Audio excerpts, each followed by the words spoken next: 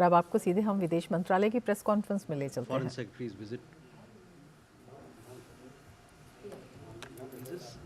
With that, I would like to open the floor for questions.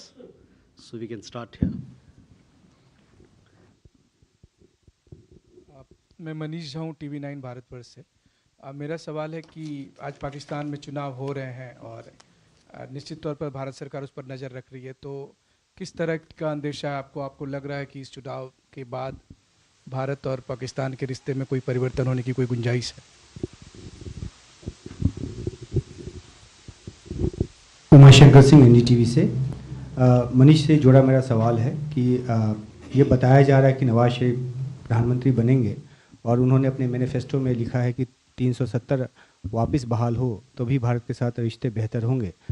तो इस तरह की शर्तों को लेकर क्या आपको उनकी सरकार आने के बाद, हाइपोथेटिकल क्वेश्चन है थोड़ा, लेकिन जो वहाँ से जानकारी आ रही है कि नवाज शरीफ ही PM बनेंगे, तो क्या इन शर्तों के साथ भारत बातचीत आगे बढ़ाना चाहेगा? सर, मेरा सवाल म्यांमार को लेकर है। जैसा कि एडवाइजरी इंडिया का है कि रखाइन स्टेट की तरफ ना जाएं। इसके अलावा होम मिनिस्ट्री ने जो फ्री मूवमेंट था उसको भी बैन कर दिया, फेंसिंग की भी बात हो रही है। तो किस तरह से भारत और म्यांमार के संबंध आगे बढ़ रहे हैं और जो इस वक्त हम स्टेप्स ले रहे हैं उसका क्या असर भारत और म्यांमार के संबंधों पर पड़ेगा?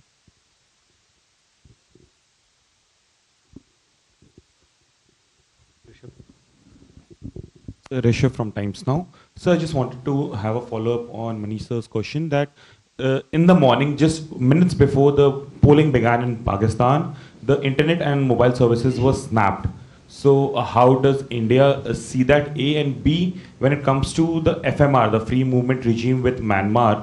The Home Minister has announced that India is immediately suspending the FMR.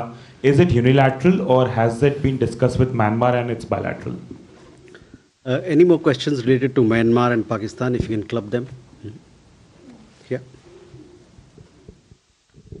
Nainima from ABP Live. The Home Minister has said that MEA has already started the process of scrapping the FMR. What is the process? How long will it take? If you can give certain timelines. Thank you. Any more questions on Myanmar? There. Sorry? You can ask right now. Sorry? Okay, then we can come to that later. So, Sir, Shudhirajan from Bloomberg, sir, on the FMR, sir, has Government of India informed Myanmar also? Were there any talks, and at what level, if at all, this was informed, sir?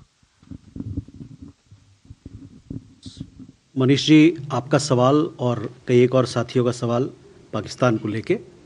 तो पाकिस्तान में से जैसे कि आप जानते हैं कि आज वहाँ चुनाव हो रहे हैं। पाकिस्तान के चुनाव पर हम लोग कुछ टिप्पणी नहीं करना चाहते और ना ही हम लोग टिप्पणी करना चाहते हैं वहाँ पर और जो व्यवस्था स्थिति जो बनी हुई है यहाँ पर। दूसरा सवाल रहा म्यांमार को लेके। म्यांमार में आपने देखा होगा कि वहाँ पर एक बॉर्डर पे एक गंभीर स्थिति सी बनी हुई है। म्यांमार के मुद्दे पे, फेंसिंग के मुद्दे पे, FMR के फ्री मूवमेंट रजीम के मुद्दे पे हमारे माननीय होम मिनिस्टर, गृह मंत्री ने अपने टिप्पणी दिए हैं, अपने स्टेटमेंट्स रखे हैं। उसको आप लोग देखें, उससे ज़्यादा मैं कुछ नहीं कहना चाहता हूँ। मधुरेंद्र, आपने सवाल रखाइन पे भी किया था। रखाइन स्टेट म्यांमार में वहाँ पर भी स्थिति थोड़ी चिंताजनक है जहाँ तक सुरक्षा का बात है। और हम लोगों ने कल एक एडवाइजरी निकाला था, जो हम लोग वहाँ पर हमारे नागरिक हैं उनको हम कह रहे हैं कि आप वहाँ से निकल जाएं, और जो हमारे नागरिक वहाँ जाना चाहते हैं उनको कह रहे हैं, उनसे हमारी ये गुजारिश है कि आप लोग वहाँ ना जाएं क्योंकि वहाँ की स्थिति नाजुक है।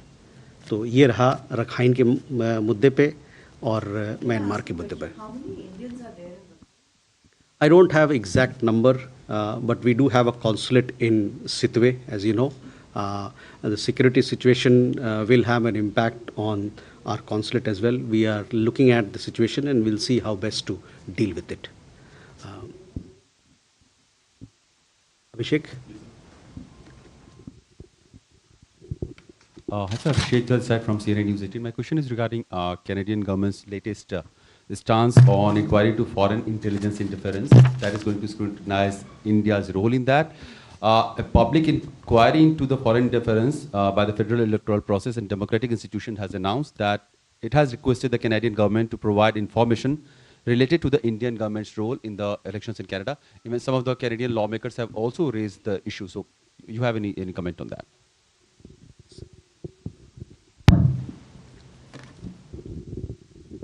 Hi, sir. Rishikesh this side from PTI. So, despite border tension, bilateral trade between India and China reached over $120 billion, which is much higher than 2022.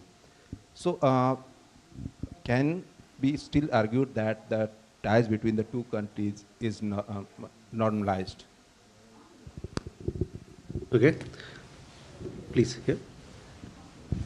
So, Dhairya Maheshwari from Sputnik India. So, my question is regarding the BRICS Sherpa and Su-Sherpa meeting that took place in Moscow last week. The Russian foreign minister said that the Western countries are trying to impose the Ukrainian peace formula on other nations. Now, sir, India has also attended several meetings, including one on Copenhagen format in Davos last week. So, what's India's stance on the Ukrainian peace formula, sir? Thank you.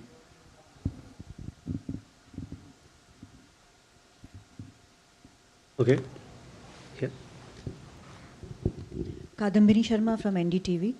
Sir, US में जनवरी से लेकर अब तक एक Indian American सहित 7 छात्रों की मौत हुई है। अलग अलग वजहें रही हैं। इसको लेकर हालांकि कॉन्सुलेट ने और दूतावास ने इशू किए हैं स्टेटमेंट्स, लेकिन क्या इसको लेकर कोई और भी बात हुई है या यूनिवर्सिटी से कुछ कहा गया है? Let me answer these questions and then we'll come back. Regarding your question, Abhishek, we have seen media reports about Canadian Commission inquiring into foreign interference, and there have been some related developments as well. We strongly reject all such baseless allegations of Indian interference in Canadian elections.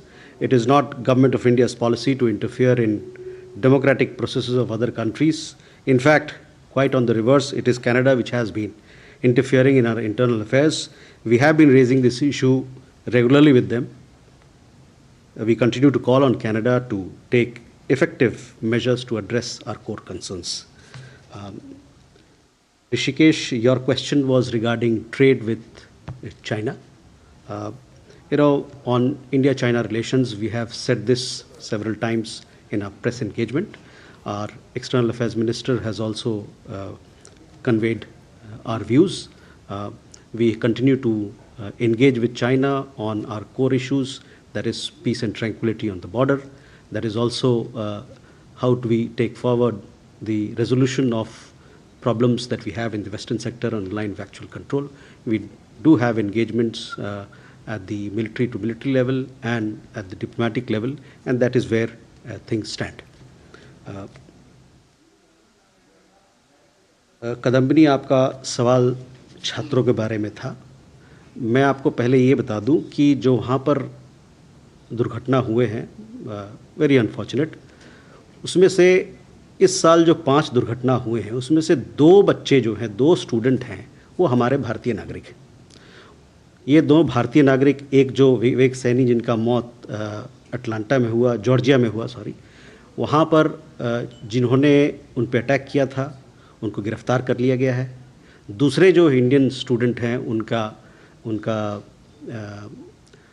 मौत Cincinnati के student थे, वहाँ पर हुआ। वहाँ पर जो उनके लोकल अथॉरिटीज़ ने बताया है कि इसमें कोई फाउल प्ले नहीं है।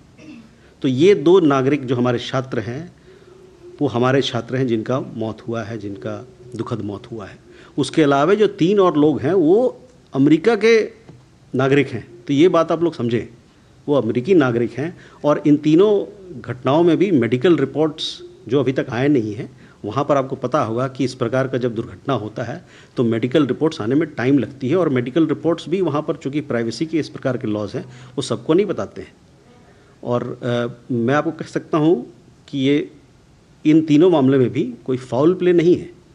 तो अभी प्रिलिमिनरी उनका रिपोर्ट आया है, पूरा रिपोर्ट नहीं आया है। एक बार आ जाने के बाद आपको पता चल जाएगा। लेकिन मेरी आपसे गुजारिश ये है कि आप ये ज़रूर देखें कि इसमें कोई इंटरकनेक्टेडनेस नहीं है, दे आर नॉट रिलेटेड। 2 हमारे छात्र हैं जिनका वहाँ पर जो जिनके साथ जिनका देहांत हुआ है, जिनका वहाँ पर जो मुश्किल में रहे। विदेश मंत्रालय की प्रेस कॉन्फ्रेंस का सीधा प्रसारण आप देख रहे थे, जिसमें साफ तौर पर रखाइन में रह रहे लोगों से, भारतीयों से सुरक्षित स्थानों पर जाने को कहा गया है और ये भी कहा गया है कि जो लोग वहां जाना चाहते हैं फिलहाल वो ना जाएं। पाक चुनाव पर कोई भी टिप्पणी करने से उन्होंने इनकार कर दिया। और आगे बढ़ने से पहले अब लेंगे एक ब्रेक। आप देखते रहिए DD न्यूज़। हो बिजनेस बढ़ाना, गुड़िया को पढ़ाना या मिसेस के साथ वेकेशन, लो मुथूट फाइनेंस गोल्ड लोन। भरोसा इंडिया का, भरोसा इंडिया का। मुथूट फाइनेंस, भारत का नंबर 1 सबसे भरोसेमंद financial services brand. Gold loan के लिए अभी कॉल करें 1-800-313-1212। मौसम को अपने पैशन के बीच जो नहीं आने देते, मैं उनका फैन हूं। मेरी तरह SBI भी आपका फैन है, इसलिए SBI आपके लिए थोड़ी एक्स्ट्रा मेहनत करता है। तो excellent customer service, assistance to MSMEs और टेक्नोलॉजी ड्रिवन बैंकिंग सॉल्यूशंस। घर छोड़ दूं, SBI बदल रहा है क्योंकि हम एक बदलते देश के फैन हैं। SBI, देश का फैन।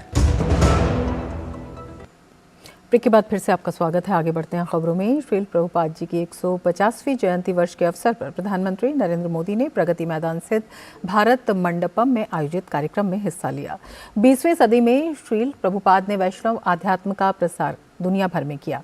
उन्होंने कौड़िय मिशन की स्थापना की, जिसकी वजह से हरे कृष्णा एक जन आंदोलन बन गया।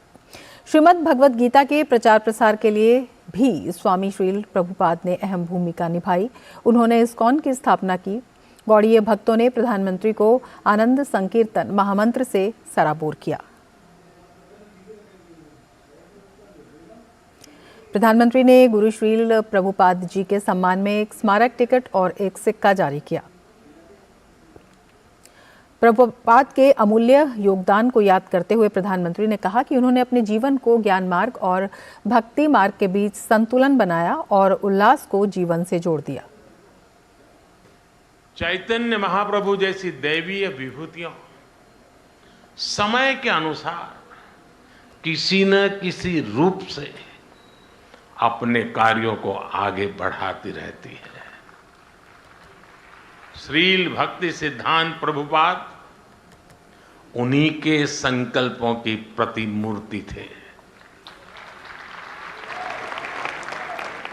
साधना से सिद्धि तक कैसे पहुंचा जाता है, अर्थ से परमार्थ तक की यात्रा कैसे होती है, श्री शील भक्ति सिद्धांत जी के जीवन में हमें पग पग पर ये देखने को मिलता है। प्रधानमंत्री ने भक्ति की चेतना को एक सकारात्मक प्रभाव बताया। उन्होंने कहा, भक्ति से जुड़े रहना भारतीय परंपराओं से जुड़े रहना जैसा है। प्रधानमंत्री ने कहा, भारतीय आध्यात्म मानव कल्याण के लिए है।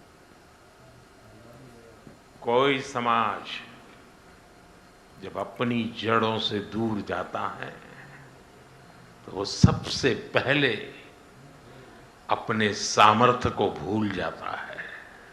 जब भक्ति की बात आती है तो कुछ लोग सोचते हैं कि भक्ति, तर्क और आधुनिकता ये विरोधाभासी बातें हैं, लेकिन असल में ईश्वर की भक्ति हमारे ऋषियों का दिया हुआ महान दर्शन है।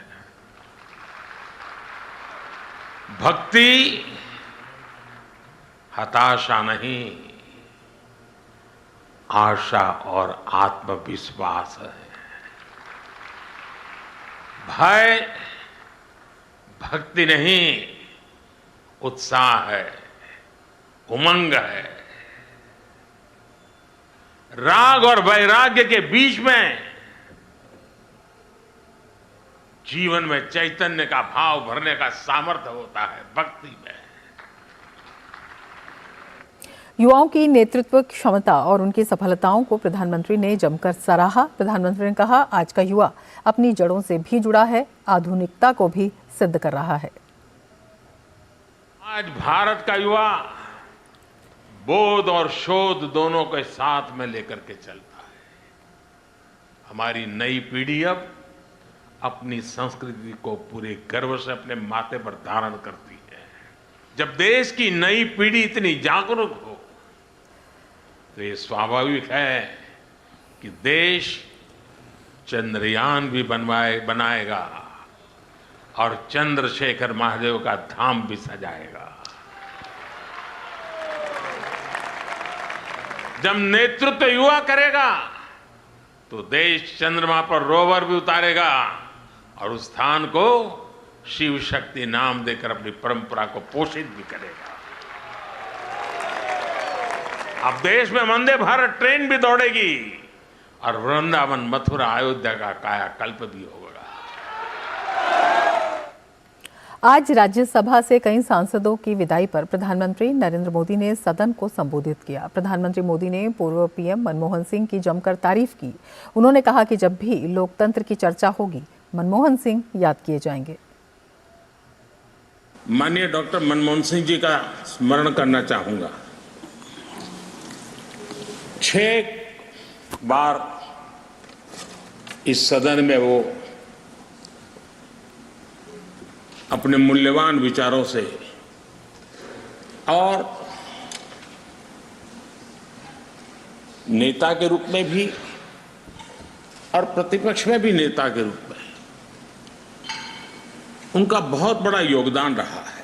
वैचारिक मतभेद, कभी बहस में छिटाकशी, वो तो बहुत अल्पकालीन होता है, लेकिन इतने लंबे अरसे तक जिस प्रकार से उन्होंने इस सदन का मार्गदर्शन किया है, देश का मार्गदर्शन किया है, वो हमेशा हमेशा जब भी हमारे लोकतंत्र की चर्चा होगी तो कुछ माननीय सदस्यों की जो चर्चा होगी उसमें माननीय डॉक्टर मनमोहन सिंह की योगदान की चर्चा जरूर। प्रधानमंत्री नरेंद्र मोदी ने कांग्रेस के ब्लैक पेपर पर तंज कसते हुए कहा कि आज देश समृद्धि के नए शिखर छू रहा है, एक भव्य दिव्य वातावरण बना है और उसको नजर न लग जाए, इसीलिए काला टीका करने का आज प्रयास हुआ है। आज देश पिछले 10 साल में समृद्धि के नए नए शिखर सर कर रहा है। एक भव्य दिव्य वातावरण बना है, उसको नजर न लग जाए, इसलिए काला टीका करने का आज प्रयास हुआ है। मैं उसके लिए भी खड़गे जी का बहुत धन्यवाद करता हूं, ताकि इस हमारी प्रगति की यात्रा को कोई नजर न लग जाए। लोकसभा में मनरेगा को लेकर विपक्ष के सवालों का जवाब देते हुए केंद्रीय मंत्री अनुराग सिंह ठाकुर ने कहा कि कांग्रेस के समय में मनरेगा में 25 से 30 हजार करोड़ भी खर्च नहीं होते थे, जबकि मोदी सरकार ने इसमें 1,10,000 करोड़ से ज्यादा खर्च किया है। मैं कहना चाहता हूं कि जब मनरेगा कांग्रेस के समय थी तब 25-30 हजार करोड़ रुपया भी खर्च नहीं होता था। आज 1,10,000 करोड़ रुपए से ज्यादा अगर किसी ने खर्च किया तो नरेंद्र मोदी जी की सरकार में हुआ है। इस बार भी अगर 85,000 करोड़ का बजट रखा तो नरेंद्र मोदी जी की सरकार ने रखा, और दिहाड़ी को बढ़ाने का काम भी हुआ है, विकास भी हुआ है। और यही नहीं सर, जो किसानों के लिए 1.5 गुना लागत 50% किसी ने किया तो नरेंद्र मोदी जी की सरकार ने किया। हमने MSP को बढ़ाया भी और खरीद को भी दुगने करने का काम ये हमारी सरकार ने किया है, आप पहले नहीं कर पाए थे। किसानों के हित में सरकार ने जितना कार्य किया, और PM किसान सम्मान निधि 2,80,000 करोड़ रुपए अब तक हमारी सरकार ने दिए हैं। और यहाँ तक सर, ये जो सेंगोल लगा है, ये तमिलनाडु के लिए मान सम्मान किसी सरकार ने दिया तो मोदी जी की सरकार ने तमिलनाडु के लिए मान सम्मान दिया। संसद के मौजूदा बजट सत्र में सरकार यूपीए शासन के कालखंड में हुए आर्थिक कुप्रबंधन पर श्वेत पत्र जारी करने जा रही है। इस श्वेत पत्र में सरकार देश की अर्थव्यवस्था पर 2014 से पहले लिए गए आर्थिक निर्णयों से पड़ने वाले हानिकारक प्रभावों के बारे में विस्तार से बताएगी।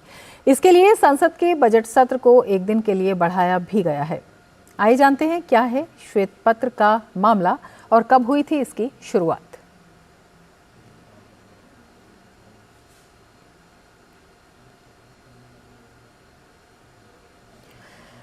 तो यूपीए सरकार के आर्थिक निर्णयों और कुप्रबंधन के बारे में ये श्वेत पत्र लाया जा रहा है, जिससे तब की और अब की अर्थव्यवस्था के अंतर का पता चलेगा। श्वेत पत्र लाने का मकसद यूपीए शासन के कुप्रबंधन से सबक सीखना।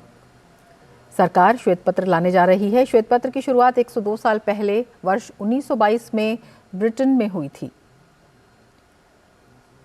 और ये किसी भी विषय की जानकारी या एक सर्वेक्षण या अध्ययन के परिणाम का सारांश होता है। सरकार लाने जा रही है श्वेत पत्र और हम बता रहे हैं क्या है ये श्वेत पत्र। श्वेत पत्र किसी भी विषय के बारे में हो सकता है। इसके साथ ही ये हमेशा काम करने के तरीके को बेहतर बनाने का सुझाव देता है। श्वेत पत्र एक सूचनात्मक रिपोर्ट है जिसमें सरकार के तथ्यों पर आधारित रिपोर्ट पेश की जाती है। इसके साथ ही श्वेत पत्र एक सूचनात्मक रिपोर्ट है जिसमें सरकार के तथ्यों पर आधारित रिपोर्ट पेश होती है। ये सरकार की ओर से जारी लिखित स्पष्टीकरण होता है। इसके साथ ही श्वेत पत्र अत्यंत संवेदनशील और पूर्ण सत्य पर आधारित होता है। इसमें किसी तरह के भ्रामक तथ्य नहीं दिए जा सकते हैं। साथ ही इसका उपयोग सरकारी नीतियों और कानून बनाने और जनता की राय के आकलन में होता है। ये रिपोर्ट अक्सर सफ़ेद आवरण में पेश की जाती है। ये हम श्वेत पत्र के बारे में बता रहे हैं। ये सरकार की नीतियों, उपलब्धियों और मुद्दों पर प्रकाश डालती है। आर्थिक मामलों से जुड़े श्वेत पत्र में कमियों, दुष्परिणामों और सुधार करने के लिए सुझाव होते हैं। उत्पादन तकनीक से जुड़े श्वेत पत्र में उस उत्पादन तकनीक से जुड़ी विभिन्न जानकारियां होती हैं। भारत के लिए पहला संवैधानिक सुधारों पर श्वेत पत्र तैयार किया गया था। साइमन कमीशन की सिफारिशों पर इसे ब्रिटिश संसद में प्रस्तुत किया गया। श्वेत पत्र ने 1919 के भारत सरकार अधिनियम में और सुधारों का प्रस्ताव रखा। इसमें भारत में सरकार की संघीय प्रणाली की स्थापना के प्रावधान भी शामिल थे। 2012 में भारत के वित्त मंत्री प्रणब मुखर्जी ने लोकसभा में काले धन पर श्वेत पत्र जारी किया था। केंद्रीय प्रत्यक्ष कर बोर्ड के अध्यक्ष की अगुवाई वाली 8 सदस्यीय टीम ने रिपोर्ट तैयार की थी। इसके साथ ही रिपोर्ट के जरिए अवैध ढंग से विदेशों में जमा भारतीय धन को देश में वापस लाने के सुझाव इसमें शामिल थे। रिपोर्ट के जरिए अवैध ढंग से विदेशों में जमा भारतीय धन को देश में वापस लाने के सुझाव इस श्वेत पत्र में थे। तो ये हम बता रहे हैं श्वेत पत्र क्या है, क्योंकि सरकार श्वेत पत्र लाने जा रही है। बीजेपी के वरिष्ठ नेता रविशंकर प्रसाद ने ब्लैक पेपर को लेकर कांग्रेस को घेरा है। डीडी न्यूज से विशेष बातचीत में उन्होंने कहा कि कांग्रेस अपने काले कारनामों को छुपाना चाहती है, इसीलिए ब्लैक पेपर लेकर आई है। बीजेपी के वरिष्ठ नेता रविशंकर प्रसाद हमारे साथ हैं। Sir, Congress party black pepper लेकर आई है, श्वेत पत्र सरकार तो लाई ही है, संसद में ला रही है। ऐसा है, अपने काले कारनामों को छुपाने के लिए ब्लैक पेपर ले आ रहे हैं, ब्लैक डीड को छुपाने के लिए ब्लैक पेपर। लेकिन इन हारे हुए हताश लोगों से क्या उम्मीद की जाए। प्रधानमंत्री ने अपने दोनों सदनों के भाषण में एक एक चीज आंकड़ों से रखा है। श्रद्धामाना राष्ट्रपति जी ने अपने अभिभाषण में एक एक आंकड़े से रखे हैं। कितनी सड़कें बनी हैं, कितने गांव में बिजली गई, ग्रामीण सड़कें बनी, क्या पूंजी निवेश हुआ, भारत कैसे दुनिया की 5वीं इकॉनमी बन गया, भारत में कैसे हाईएस्ट फॉरेन इन्वेस्टमेंट आ रहा है, कैसे मोबाइल मैन्युफैक्चरिंग में दुनिया की सबसे बड़ी दूसरी ताकत बन गया, आज भारत में जेट इंजन बन रहे हैं, बोइंग कंपनी आ रही है, किसानों के विकास में क्या क्या गया है, बिचौलिए बंद हो गए हैं, 10 करोड़ बिचौलियों को निकाल दिया गया है जो पूरे सरकार का लाभ लेते थे। तो इतना कुछ सुनने पर भी कांग्रेस पार्टी अगर नहीं सुनती है तो मैं एक ही बात कहूंगा, अगर कांग्रेस पार्टी ने अपने काले कपड़े के साथ साथ आंखों पे पट्टी भी लगाई है तो हम क्या कर सकते हैं। तमाम बातों का जिक्र वो कर रहे हैं, कैसे महंगाई ऊंचे स्तर पर है और कुछ आंकड़ों के सहारे बताने की कोशिश कर रहे हैं कि रोजगार उस लिहाज से नहीं बढ़ा। देखिए, मैं आपसे एक बात कहूंगा कि प्रधानमंत्री ने अपने भाषण में ये कहा है कि नहीं कि एम्प्लॉय प्रोविडेंट फंड में लगभग 17.5-18 करोड़ लोग जुड़े हैं। कौन जुड़ते हैं? जो एम्प्लॉयमेंट में वही जुड़ते हैं ना। भारत में नेशनल हाईवे बन रहा है कि नहीं, सड़कें बन रही हैं कि नहीं, भारत दुनिया की सेकंड बिगेस्ट मोबाइल मैन्युफैक्चरर बना है कि नहीं, 10 करोड़ सेल्फ हेल्प ग्रुप महिलाओं के बन रहे हैं कि नहीं, आगे बढ़ रहे हैं कि नहीं। देखिए, उनकी परेशानी हम साफ साफ बोलना चाहते हैं। अगर वो समझते हैं कि भ्रष्टाचार पर कार्रवाई नहीं होगी तो और सख्त होगी। हमारे प्रधानमंत्री साफ कहे हैं कि भ्रष्टाचार पर 0 टॉलरेंस। आज 1 लाख करोड़ रुपए निकले कि नहीं, उनके रिकवर हुए कि नहीं। राहुल गांधी न्याय यात्रा निकाल रहे हैं काफी समय से। देखिए, राहुल गांधी को हमने गंभीरता से लेना बंद कर दिया है, देश ने भी बंद कर दिया है। लेकिन आजाद है तो घूमते हैं तो घूमे, कोई दिक्कत नहीं है, और बोले। और शायद वो जितना बोलते हैं उतना ही कांग्रेस का वोट घटता है और मोदी जी के प्रति लोगों का सत्कार बढ़ता है। बहुत बहुत धन्यवाद। रविशंकर प्रसाद ये कह रहे थे कि जो ब्लैक डीड को छुपाने के लिए एक तरह से ब्लैक पेपर लाए हैं और कांग्रेस और कर कह सकती है कांग्रेस के नेता हताश और निराश हैं। कैमरामैन मनोज के साथ शैलेंद्र मिश्र, डीडी न्यूज, दिल्ली। केंद्र सरकार के 10 साल के कार्यकाल पर ब्लैक पेपर लाने को लेकर केंद्रीय मंत्री अनुराग ठाकुर ने कांग्रेस पर हमला बोला है। अनुराग ठाकुर ने कहा कि जहां प्रधानमंत्री की गारंटी हर जगह पास हो रही है, वहीं कांग्रेस हर राज्य में पूरी तरह नाकाम रही है। उन्होंने कहा था 1 लाख सरकारी नौकरियां प्रति वर्ष मिलेंगी, यानी कि 5 लाख साल की। अब मुख्यमंत्री कहते हैं हमने कभी सरकारी नौकरी का नहीं कहा। मोदी की गारंटी पास हो गई, मोदी की गारंटी की साख बढ़ गई, वहीं कांग्रेस की गारंटियां फेल होती नजर आती हैं हर राज्य में। कांग्रेस तड़प रही है। मुद्दों के अकाल से जूझ रहा विपक्ष अपनी राजनीतिक रोटियां सेकने के लिए बेवजह विरोध प्रदर्शन का सहारा ले रहा है। आज केरल के मुख्यमंत्री दिल्ली के जंतर मंतर में केंद्र सरकार की टैक्स नीतियों के खिलाफ प्रदर्शन कर रहे हैं। इससे पहले कल कर्नाटक सरकार ने भी प्रदर्शन किया था, जबकि केंद्र सरकार पहले ही हर बिंदु पर तथ्यों के साथ जवाब दे चुकी है। लेकिन राज्य के असल मुद्दों से ध्यान भटकाने के लिए और देश में उत्तर दक्षिण की विभाजनकारी राजनीति को हवा देने के लिए इस तरह के प्रदर्शन किए जा रहे हैं। केंद्र सरकार पर आर्थिक पक्षपात का आरोप लगाने वाली केरल की एलडीएफ सरकार खुद सवालों में घिर गई है। भाजपा ने तथ्यों के साथ बिंदुवार जवाब देकर केरल सरकार के आरोपों को खारिज कर दिया। भाजपा का कहना है कि केरल सरकार अपनी विफलताओं को छिपाने का प्रयास कर रही है। सच्चाई ये है कि केरल के हालिया बजट में टैक्स बढ़ाए जाने से लोग नाराज हैं। भाजपा का कहना है कि केंद्र सरकार ने वित्त आयोग की सिफारिश मानते हुए टैक्स हस्तांतरण की दर बढ़ाकर 42% की। यूपीए काल में ये दर केवल 32% थी। इसके साथ साथ पंचायतों और जिला परिषदों को 7.5% हिस्सा अलग से दिया गया।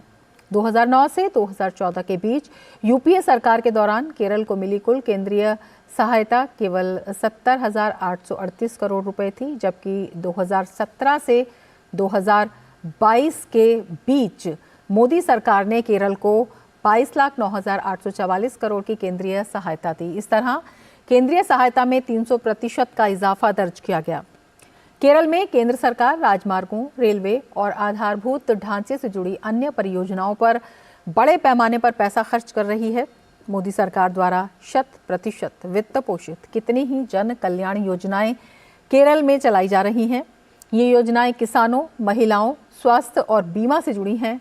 भाजपा का कहना है कि केंद्र सरकार केरल के लोगों के विकास के लिए लगातार कदम उठा रही है, वहीं राज्य सरकार इसमें रोड़े अटकाने में लगी है। जहां तक केरल सरकार के आर्थिक कुप्रबंधन की बात है तो इस पर बार बार चिंता जताई जा चुकी है। 12वें वित्त आयोग ने केरल को उसके बढ़ते ऋण को लेकर चेतावनी दी थी। 14वें वित्त आयोग ने केरल को राजस्व घाटे वाले राज्यों में रखा था। इतना ही नहीं, 15वें वित्त आयोग ने केरल को ऋण के बोझ से बुरी तरह दबा हुआ राज्य करार दिया था। 2016 में केरल सरकार की अपनी एक ही रिपोर्ट ने माना था कि राज्य गंभीर आर्थिक संकट के घेरे में है। उत्तराखंड विधानसभा में पारित हुए समान नागरिक संहिता विधेयक को लेकर देश भर का आदिवासी समुदाय बेहद खुश है। आदिवासी समुदाय से जुड़े लोगों का कहना है कि उन्हें इस बात की बेहद खुशी है कि यूसीसी में आदिवासियों की परंपराओं और रीति रिवाजों का सम्मान करते हुए उन्हें इससे बाहर रखा गया है। यूसीसी कोड जो कि बना हुआ उत्तराखंड में जो बिल पारित हो रही है, उसके लिए मैं सरकार से तहे दिल से धन्यवाद देना चाहूंगी कि इसमें विशेषकर जैसा कहा गया विवाह को लेकर, संपत्ति को लेकर, जायज और नाजायज संबंध को लेकर रिलेशनशिप को लेकर, बच्चों की सुरक्षा को लेकर, ये सारी बातें जो कि जो ये बिल के अंदर आती है, और इसमें जिस तरह से तलाक की बात, 3 तलाक की बात कही गई है, इसमें महिलाओं को बहुत सुरक्षा प्रदान किया जाता है। और जैसा रजिस्ट्रेशन की बात किया जाता है, रजिस्ट्रेशन की बात किया जाता है रिलेशनशिप, लिविंग रिलेशनशिप के लिए। और एक बात जैसा मैं कहना चाहूंगी कि विशेषकर महिलाओं को जो संपत्ति का अधिकार, जो कि पैतृक संपत्ति में उनका अधिकार नहीं मिलता था, ये अधिकार की बात यहाँ कही गई है। सेंट्रल गवर्नमेंट जो अभी यूसीसी बिल लेके आ रहा है, इसके लिए मैं सेंट्रल गवर्नमेंट को धन्यवाद, अभिनंदन जनाना चाहता हूँ। इस बिल आने से पूरा देश में एक आइन एक देश ये चालू होगा, और हम लोग जो जनजाति लोग हैं, अभी हम लोग उसके समर्थन में सेंट्रल गवर्नमेंट को अभिनंदन जाना रहा है। उसकी हमारा कुछ कस्टमरी लॉ है, उसमें ज़्यादा इफेक्ट ना हो, इसके लिए भी सेंट्रल गवर्नमेंट को ध्यान देने के लिए हम लोग रिक्वेस्ट किया है। भारत देश के हम आदिवासी का अलग धर्म, संस्कृति, परंपरा और व्यवसाय है। हम चाहते हैं, भारत सरकार से अनुरोध करते हैं कि यूसीसी के दायरे से हम आदिवासी समाज को उससे बाहर रखा जाए। और जो भी जानकारी हुई है, उत्तराखंड में जो सरकार यूसीसी सिविल कोड लागू किया है, उसमें देश के आदिवासियों को ध्यान में रखते हुए यूसीसी कोड से बाहर रखा गया है। इसके लिए भारत सरकार को हम बहुत बहुत धन्यवाद देते हैं। कल उत्तराखंड विधानसभा में समान नागरिक संहिता विधेयक पारित हो गया। इसे लेकर प्रदेश भर में ही नहीं बल्कि देश भर में खुशी का माहौल है। आदिवासी समुदाय ने इस बात पर खुशी व्यक्त की है कि आदिवासियों की परंपराओं और रीति रिवाजों का सम्मान करते हुए उन्हें इससे बाहर रखा गया है। यूसीसी बिल के बारे में पहले से आदिवासी लोग का एक मांग था, हम लोग उसी बिल से बाहर में रखा जाए, और गवर्नमेंट वही एक्सेप्ट किया है, इसलिए हम लोग वही को धन्यवाद देता हूँ। इंडियन चैम्बर्स ऑफ कॉमर्स के सुबीर पाल ने कहा कि समान नागरिक संहिता पूरे भारत में लागू होना चाहिए, ये सभी को समान अधिकार देता है।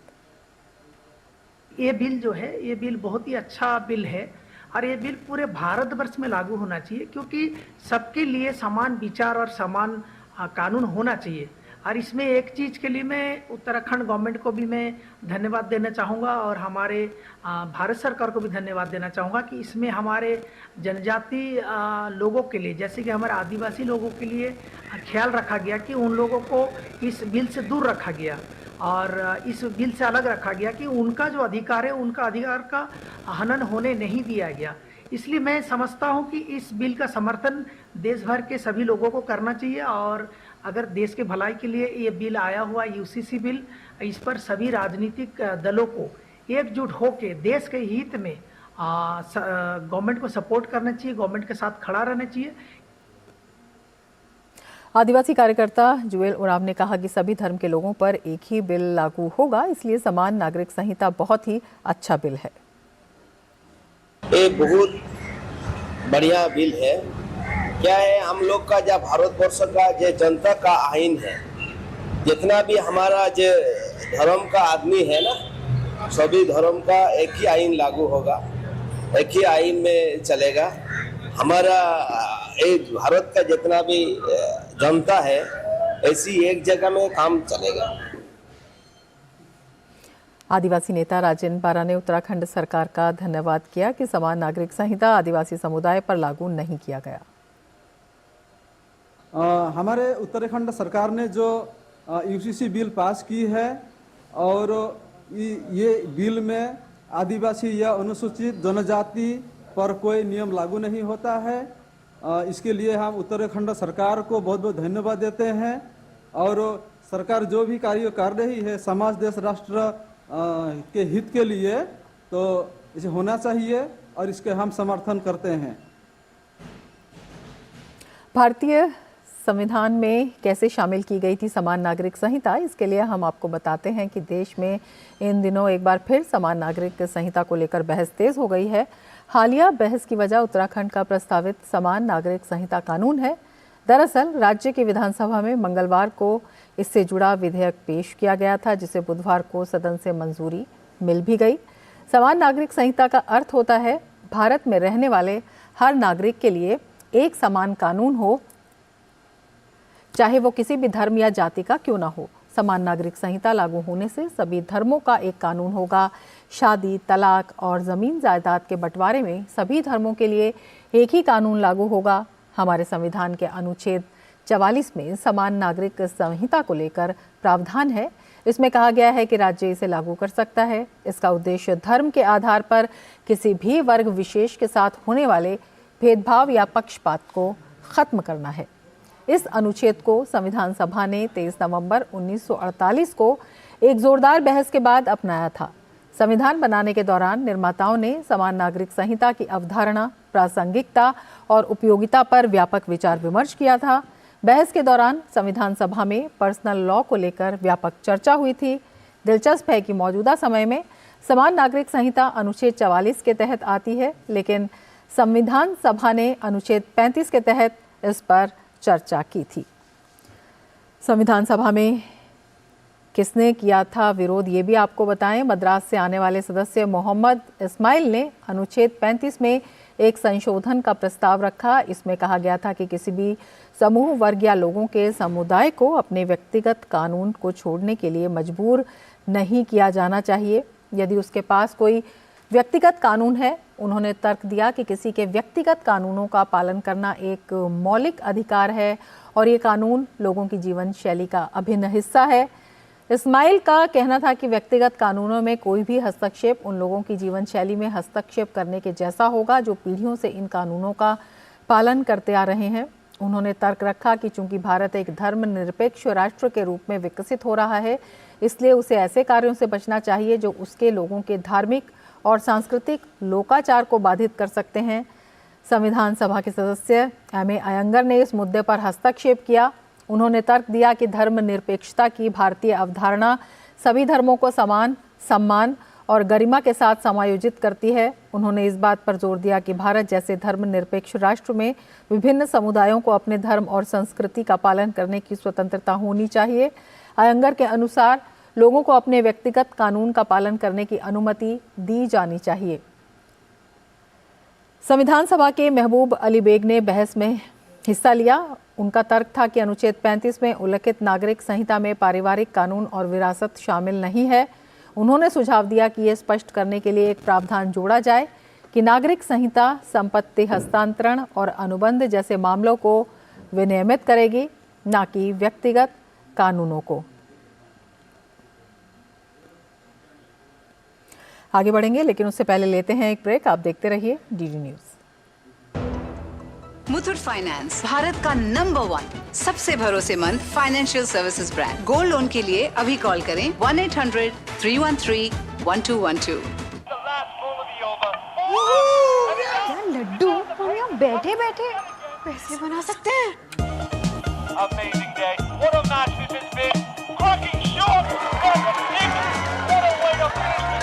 गाइस, मैं तुम्हारे बिजनेस आइडिया का बड़ा फैन हूं। अब बिजनेस चाहे जो भी, SBI का करंट अकाउंट तो चाहिए ना।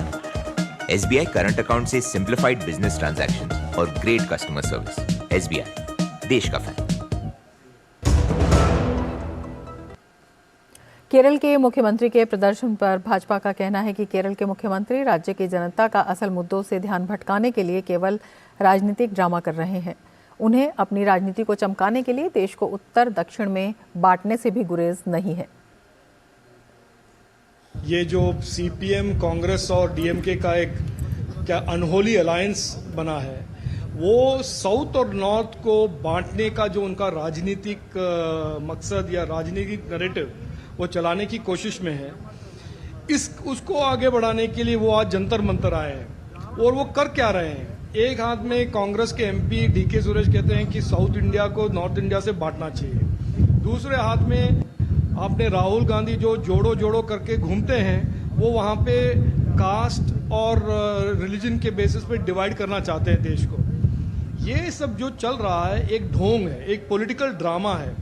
उनको मालूम है कि लोग पूछने जा रहे हैं इलेक्शन से पहले कि आपने केरल के इस अर्थव्यवस्था को ऐसे बुरे हाल में क्यों छोड़ा है। Kerala is doing a political drama ahead of the elections. During the last 8 years of Kerala's left front government, which came to power in Kerala saying that once we come to power, everything will be set right. Now 8 years have passed, they are going to face the Lok Sabha elections. They have no achievements to their credit.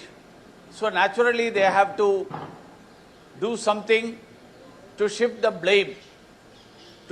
blame from their shoulders to somebody else's shoulders. So they have found a convenient place to shift that blame, that is to the government of India's blame. The DMK is think that north and south divide, and apart from that our finance minister Srimati Nirmala Sitharaman madam ने कहा, she told that we are giving the fund to the states accordingly for the rules. किसानों के प्रदर्शन को लेकर भाजपा का कहना है कि मोदी सरकार की नीतियां हमेशा किसानों के हित में रही हैं। किसानों को लेकर कई योजनाओं की घोषणा की गई है। भाजपा सांसद जगदम्बिका पाल ने कहा कि सरकार हमेशा किसानों की बात सुनती है, ऐसे में प्रदर्शन केवल राजनीति से प्रेरित लगता है। आय को दुगना करने की बात किया, इतनी योजनाओं से जिस तरीके से प्रधानमंत्री किसान सम्मान निधि की इसी बजट में घोषणा हुई कि जारी रहेगी, कभी आज तक किसी सरकार ने, प्रधानमंत्री पहले मोदी जी हैं जिन्होंने किसानों के उनके खाते में 6,000 रुपया प्रतिवर्ष देने का काम किया, और आज अगर है तो कौन सा इशू, जब सरकार हमेशा बात करती है, सरकार उनके खरीद की गारंटी लेती है, और फार्मर प्रोड्यूसर ऑर्गेनाइजेशन जो 10,000 बनाने की बात कही थी, 8,000 एफपीओ बन चुका है, तो इससे अब किसानों के हितों का तो पूर्णतया उसकी रक्षा होगी।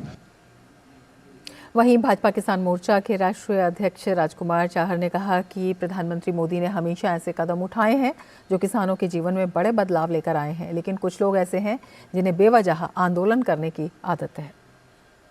जब से देश आज़ाद हुआ है तब से लेके आज तक अगर आप देखेंगे तो इन 10 वर्षों के अंदर जब यशस्वी प्रधानमंत्री आदरणीय नरेंद्र मोदी जी ने देश में प्रधानमंत्री के रूप में कार्य करना शुरू किया, तो कांग्रेस शासन के समय पर उनका शासनकाल और मोदी जी का सेवाकाल आप देखेंगे कि लगातार किसानों के हित के लिए वो सब क्रांतिकारी कदम उठाए गए जो किसानों के जीवन में बड़ा बदलाव ला रहे हैं।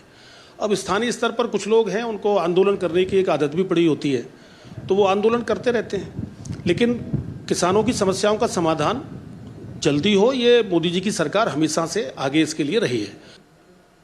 पश्चिम बंगाल में राशन वितरण घोटाला मामला, पिछले महीने ईडी अधिकारियों पर हमले के मामले में राज्य के स्थानीय लोगों में तृणमूल कांग्रेस की ममता सरकार के खिलाफ आक्रोश बढ़ रहा है और सीधे आपको संसद भवन ले चलते हैं। Thank you. आइटम नंबर 36, जल प्रदूषण निवारण नियंत्रण संशोधन विधेयक 2024। माननीय मंत्री जी। माननीय, मैं इस सदन के समक्ष लोडेट कर दिए 1 घंटे पहले।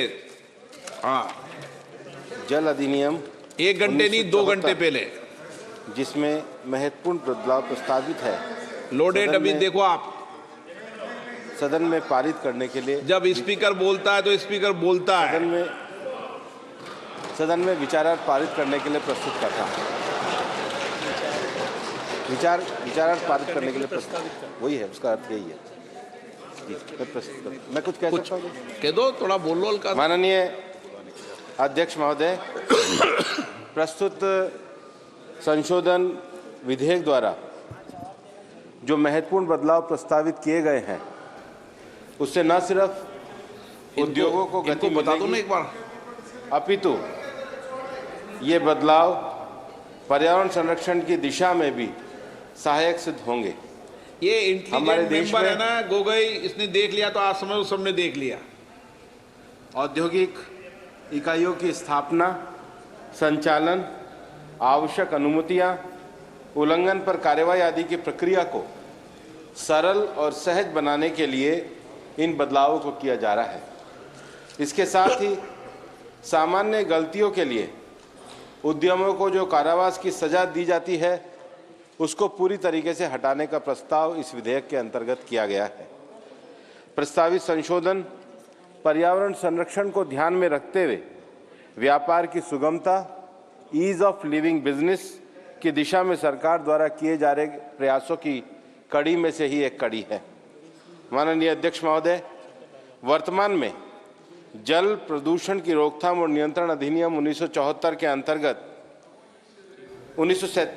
अंतर्गत के तो सरकार आज श्वेत पत्र ला रही है और दोनों ही सदनों के बिजनेस में जो है ये है और आज इस पर चर्चा होगी। अपने आप में ये श्वेत पत्र बेहद महत्वपूर्ण माना जा रहा है क्योंकि यूपीए शासन के कालखंड में किस तरह की आर्थिक नीतियां थी, किस तरह का आर्थिक कुप्रबंधन था, किस तरह की स्थिति थी देश की, ये बताने के लिए और उसके बाद किस तरह से लगातार बदलाव आया है, इसे ही लेकर श्वेत पत्र लाया जाएगा। और लगातार हम बता रहे हैं कि संसद के मौजूदा बजट सरकार यूपीए शासन के कालखंड में हुए आर्थिक कुप्रबंधन पर श्वेत पत्र जारी करने जा रही है। श्वेत पत्र में सरकार देश की अर्थव्यवस्था पर 2014 से पहले लिए गए आर्थिक निर्णयों से पड़ने वाले हानिकारक प्रभावों के बारे में विस्तार से बताएगी और इसके लिए संसद के बजट सत्र को एक दिन के लिए बढ़ाया भी गया है।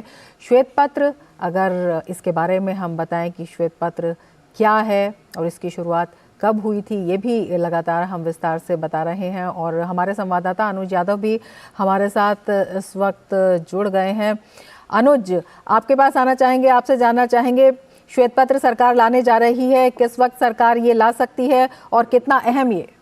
सबसे पहली बात हम आपको बता दें और अपने दर्शकों को बता दें कि जो वित्त मंत्री निर्मला सीतारमण ने है, उन्होंने लोकसभा में यूपीए सरकार जो थी 2014 से पहले उसके खिलाफ श्वेत पत्र सदन में रख दिया है, उसको पेश कर दिया है। हालांकि इस पे जो चर्चा होगी, अभी स्पीकर को फैसला लेना है कि इस पर कब चर्चा होगी, लेकिन इसमें जो यूपीए सरकार के दौरान जो 10 साल का जो शासन यूपीए का रहा था उसमें किस तरीके से कुप्रबंधन किया गया था सरकार के द्वारा, वो सारा लेखा जोखा जो है इस श्वेत पत्र में रखा गया है।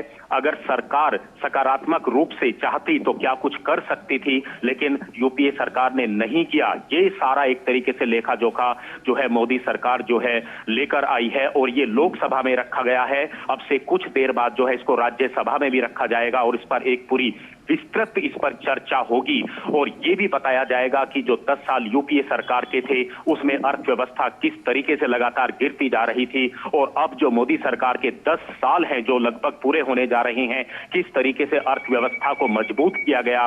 बड़े ऐसे फैसले लिए गए कि आज जो भारत जो है दुनिया की तीसरी अर्थव्यवस्था बनने की तरफ लगातार आगे बढ़ रही है और $5 ट्रिलियन की जो इकोनॉमी है वो जो है भारत बन सकेगा। इस तरह के मजबूत फैसले मोदी सरकार ने लिए हैं। निश्चित तौर पर पूरा जो एक चर्चा लोकसभा और राज्यसभा में होगी। अब इस बात को देश की जनता के सामने मोदी सरकार रखने जा रही है संसद के माध्यम से कि किस तरीके से यूपीए सरकार के दौरान अर्थव्यवस्था लगातार कमजोर होती जा रही थी, गिरती जा रही थी, देश के अंदर जो है महंगाई लगातार बढ़ती जा रही थी। ये सारी जो मसले हैं इन पर विस्तार से चर्चा होगी। तो कुल मिलाकर हम कह सकते हैं कि लोकसभा के सदन में वित्त मंत्री निर्मला सीतारमण ने उस यूपीए सरकार के खिलाफ श्वेत पत्र सदन में रखा है। बिल्कुल, श्वेत पत्र सदन में लोकसभा में रखा जा चुका है। अनुज, आपसे ये भी जानना चाहेंगे कि जो श्वेत पत्र होता है बेहद जो महत्वपूर्ण स्थितियां होती हैं उनमें लाया जाता है, कितनी जरूरत थी, सरकार का क्या कहना है इस बारे में? देखिए, सबसे बड़ी बात यही है और प्रधानमंत्री नरेंद्र मोदी लगातार इस बात को कहते रहे हैं अपने अलग अलग मंचों पर, भाषणों के दौरान, और जब बजट पर चर्चा हो रही थी और प्रधानमंत्री मोदी उसका जवाब दे रहे थे तब भी प्रधानमंत्री ने इस बात को कहा था और एक तरीके से 1.5 घंटे की जो चर्चा का जवाब दे रहे थे प्रधानमंत्री, उन्होंने एक एक विस्तार से इस बात को कहा था कि 10 साल के दौरान जो फैसले यूपीए सरकार के द्वारा लिए जा रहे थे, जिस तरीके से भ्रष्टाचार को बढ़ावा दिया गया, कई बड़े घपले सामने आए, घोटाले सामने आए, ऐसे में इसका खामियाजा देश को और देश की जनता को, देश की अर्थव्यवस्था को उठाना पड़ा।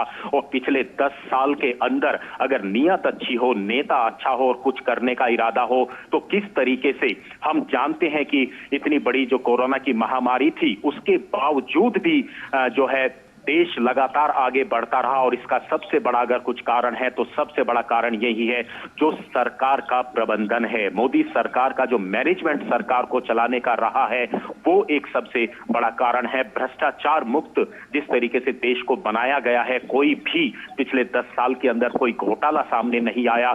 सरकार लगातार देश को और जनता के लिए काम करती रही। उसी का कारण है कि आज दुनिया की एक बड़ी अर्थव्यवस्था लगातार भारत बन रहा है। देश के अंदर नए नए स्टार्टअप शुरू हुए हैं, रोजगार की संभावनाएं लगातार बढ़ी हैं और सबसे बड़ी बात है कि अलग अलग मंत्रालयों के माध्यम से जिस तरीके से जो है संकल्प लिए गए थे कार्य करने के, उस पर सरकार लगातार खरी उतरी है। छोटे लोगों को, गरीब लोगों को और खास तौर से जो किसान लोग हैं उनको मजबूत किया गया। हम जानते हैं कि यूपीए सरकार के दौरान मीडिया के अंदर बड़ी बड़ी सुर्खियां बनती थी। कांग्रेस सरकार के दौरान, यूपीए सरकार के दौरान किसान आत्महत्या करता था।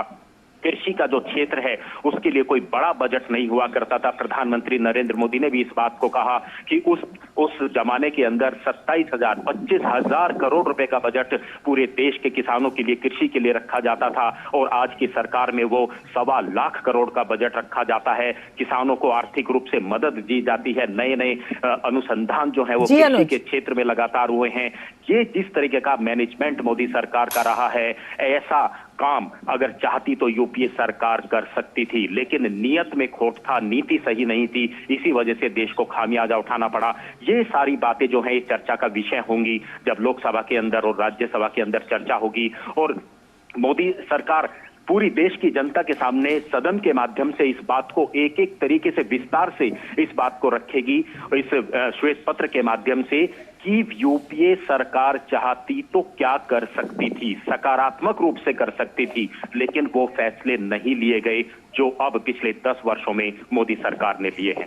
बिल्कुल अनुज, इस मायने में भी ये काफी अहम हो जाता है क्योंकि ये इस तरह का स्पष्टीकरण होता है, इस तरह का आकलन होता है जिसमें किसी भी तरह की भ्रामकता की कोई गुंजाइश नहीं होती, भ्रामक तथ्य नहीं दिए जा सकते हैं। बिल्कुल जो सत्य है उस पर आधारित होता है, एक स्पष्टीकरण होता है।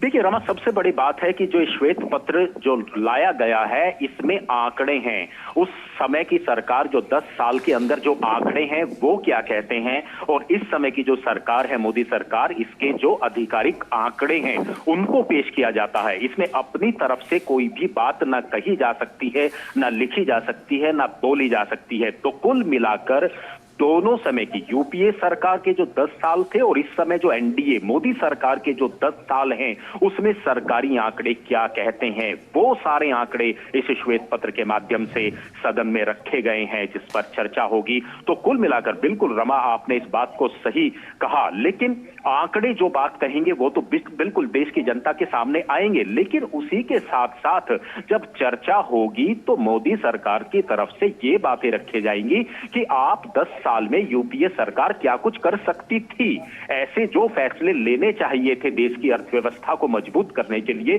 वो फैसले क्यों नहीं लिए गए।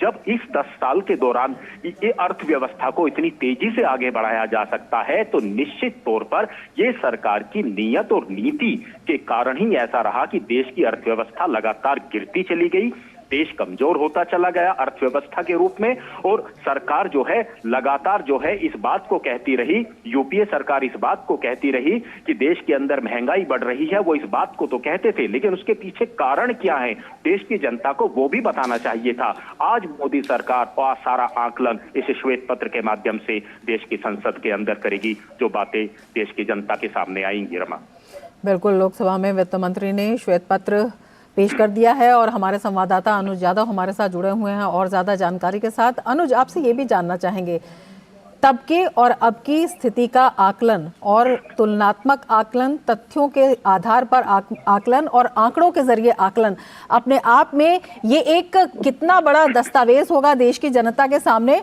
और ये भी कि जो अनर्गल सवाल उठाए जाते हैं उन पर कितनी बड़ी लगाम। देखिए रमा, इस बात को हम कह सकते हैं कि जिस तरीके से लगातार अगर हम विपक्ष की बात करें, वो देश के अंदर वो सड़कों पर जाते हैं, संसद के अंदर संसद को नहीं चलने देते और जब कोई चर्चा होती है उसमें भाग नहीं लेते, लेकिन मीडिया के सामने कहते हैं कि देश के अंदर रोजगार नहीं है, महंगाई बढ़ रही है, इस तरह की जो बातें करते हैं उसकी वजह से मोदी सरकार को प्रधानमंत्री नरेंद्र मोदी ने जिस तरीके से सदन के अंदर भी कहा था, ये श्वेत पत्र बिल्कुल, क्योंकि हम जानते हैं कि श्वेत पत्र ऐसी स्थिति में ही लाया जाता है जिसमें आंकड़े विपक्ष की तरफ से जब झूठे आंकड़े पेश किए जाते हैं, जब सरकार को घेरने की कोशिश की जाती है और उनके पास तथ्य नहीं होते हैं, तो ऐसे में पूरी स्थिति को स्पष्ट देश की जनता के सामने करने के लिए यूपीए सरकार के जो 10 साल थे और मोदी सरकार के जो 10 साल हैं उसके आंकड़े क्या कहते हैं, आधिकारिक आंकड़े क्या कहते हैं, ये देश की जनता के सामने आना चाहिए। सिर्फ मीडिया के सामने प्रेस कॉन्फ्रेंस करके, धरने प्रदर्शन करके आप जनता के सामने जो आंकड़े रखते हैं, जो बातें रखते हैं, वो बिल्कुल किस तरीके से निराधार होते हैं, ये सारी बातें देश की जनता के सामने श्वेत पत्र के माध्यम से आएंगी। और निश्चित तौर पर पिछले कई वर्षों के दौरान रमा, हमने देखा है कि किस तरीके से देश लगातार आगे बढ़ा है। आज रोजगार की संभावनाएं, आज नए नए स्टार्टअप शुरू हो रहे हैं। हम जानते हैं कि कृषि के क्षेत्र को घाटे का सौदा माना जाता था, आज कृषि के अंदर नए नए स्टार्टअप आ रहे हैं। देश खाद्यान्न के अंदर, उत्पादन के अंदर लगातार जो है तरक्की कर रहा है। और सबसे बड़े आंकड़े जो देश की जनता के सामने पिछले कई सालों से मोदी सरकार रही है, जिन चीजों का, दलहन का, तिलहन का हम लोग आयात करते थे, कई ऐसी चीजें हैं, डेयरी सेक्टर की हम बात करें, हम आयात करते थे, लेकिन आज भारत आयात करने वाला देश नहीं, आज निर्यात करने वाला देश है। भारत खाद्यान्न के क्षेत्र में एक बड़ा एक्सपोर्टर सामने बनकर निकला है। ये सारे जो आंकड़े हैं, ये आधिकारिक आंकड़े हैं। तो निश्चित तौर पर आज जो श्वेत पत्र सदन के अंदर रखा गया है, ये सभी जितने भी मंत्रालय हैं, जितने भी विभाग हैं भारत सरकार के, कहीं ना कहीं एक तरीके से वो सारी स्थितियां 10 साल की रखी जाएंगी। हम जानते हैं कि कोऑपरेटिव्स, जिस तरीके से एक नया मंत्रालय बनाया गया, पशुपालन नया मंत्रालय बनाया गया, कृषि क्षेत्र से उस मंत्रालय से उसको अलग किया गया। कृषि एक बहुत बड़ा क्षेत्र है। सबसे बड़ा जो फैसला लिया गया मोदी सरकार के द्वारा कि इस मंत्रालय को अलग अलग भागों में बांटा। आज पशुपालन के अंदर हम देखें तो काफी लगातार उत्पादन बढ़ा है। डेयरी सेक्टर के अंदर, मछली पालन के अंदर लगातार जो है उत्पादन बढ़ा है। आज सी फूड को सबसे ज्यादा एक्सपोर्ट करने वाला जो भारत है वो है। हम जानते हैं कि पहले चीज, अगर मैं डेयरी सेक्टर की बात करूं तो चीज जैसी जो डेयरी प्रोडक्ट है उसको हमें आयात करना पड़ता था, लेकिन आज भारत उसका निर्यात कर रहा है। तो ये सारी बातें जो हैं श्वेत पत्र के माध्यम से देश की जनता के सामने मोदी सरकार सदन के अंदर ला रही है, जिसको आज पटल पर रखा गया है। अब एक विस्तृत चर्चा होगी और पूरा एक आकलन होगा यूपीए सरकार के 10 साल और मोदी सरकार के 10 साल दोनों। बिल्कुल, अगर सकारात्मक दृष्टि से इसे देखा जाए तो ये जो आर्थिक मामलों में जो कमियां होती हैं, पिछली कमियां होती हैं, उसके जो दुष्परिणाम होते हैं, उसमें क्या कुछ सुधार किया जा सकता है, किस तरह की सरकार की नीतियां, उपलब्धियां और मुद्दे रहे हैं और क्यों रहे हैं, उनकी क्या वजह रही है, ये सब शामिल होता है। और इसमें जनता की राय का एक आकलन भी जो है वो शामिल किया जाता है। तो अपने आप में बेहद अहम इस दृष्टि से भी हो सकता है कि किस तरह से आगे बढ़ा जाए और किस तरह से जो कमियां थी उनको बताया जाए कि क्या कमियां थी और जो सुधार किए गए हैं वो क्यों किए गए हैं। रमा, आज हम, बिल्कुल आपने सही कहा रमा, आज हम उस नोटबंदी की हम चर्चा करेंगे जिस नोटबंदी की खिलाफत जो है विपक्ष ने की थी और कई आरोप ऐसे लगाए थे कि देश की अर्थव्यवस्था डूब जाएगी।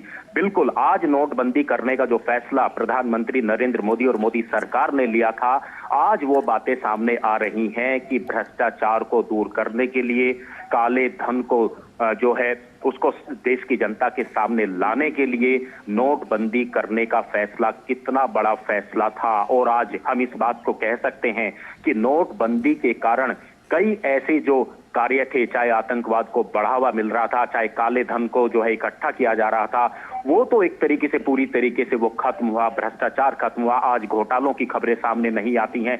जब देश का पैसा देश के अंदर रहेगा, देश का पैसा देश की नीतियों, जन कल्याणकारी योजनाओं में खर्च होगा, तो निश्चित तौर पर देश की अर्थव्यवस्था आगे बढ़ती है। और यही श्वेत पत्र में निश्चित तौर पर, क्योंकि अभी इस की डॉक्यूमेंट की पूरी कॉपी जो है वो भी सामने आएगी, अभी तक आई नहीं है। लेकिन जिस तरीके से हमने जो है बात की है अलग अलग मंत्रियों से, अलग अलग जो भारतीय जनता पार्टी के वरिष्ठ नेता हैं, उन्होंने इस बात का इसमें पूरा जिक्र किया है कि यूपीए सरकार की जो खामियां हैं उनको सामने इस श्वेत पत्र के माध्यम से ना सिर्फ उनको रखा जाएगा, लेकिन भारत सरकार ने, मोदी सरकार ने उन 10 सालों का जो एक कुप्रबंधन था वो एक बहुत बड़ी चुनौती रही थी। जब 2014 में मोदी सरकार बनी थी, भारतीय जनता पार्टी की एनडीए सरकार जब बनी थी, उस चुनौतियों से पार पाना सरकार के लिए कितना बड़ा लक्ष्य था। आज ना सिर्फ उस चुनौती से निपटा गया है, बल्कि आज भारत देश की एक बड़ी अर्थव्यवस्था जो है लगातार दुनिया के अंदर बनता हुआ जा रहा है।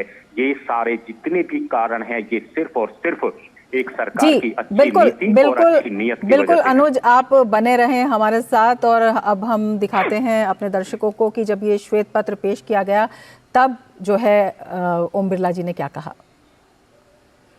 Paper to be laid table honourable finance minister.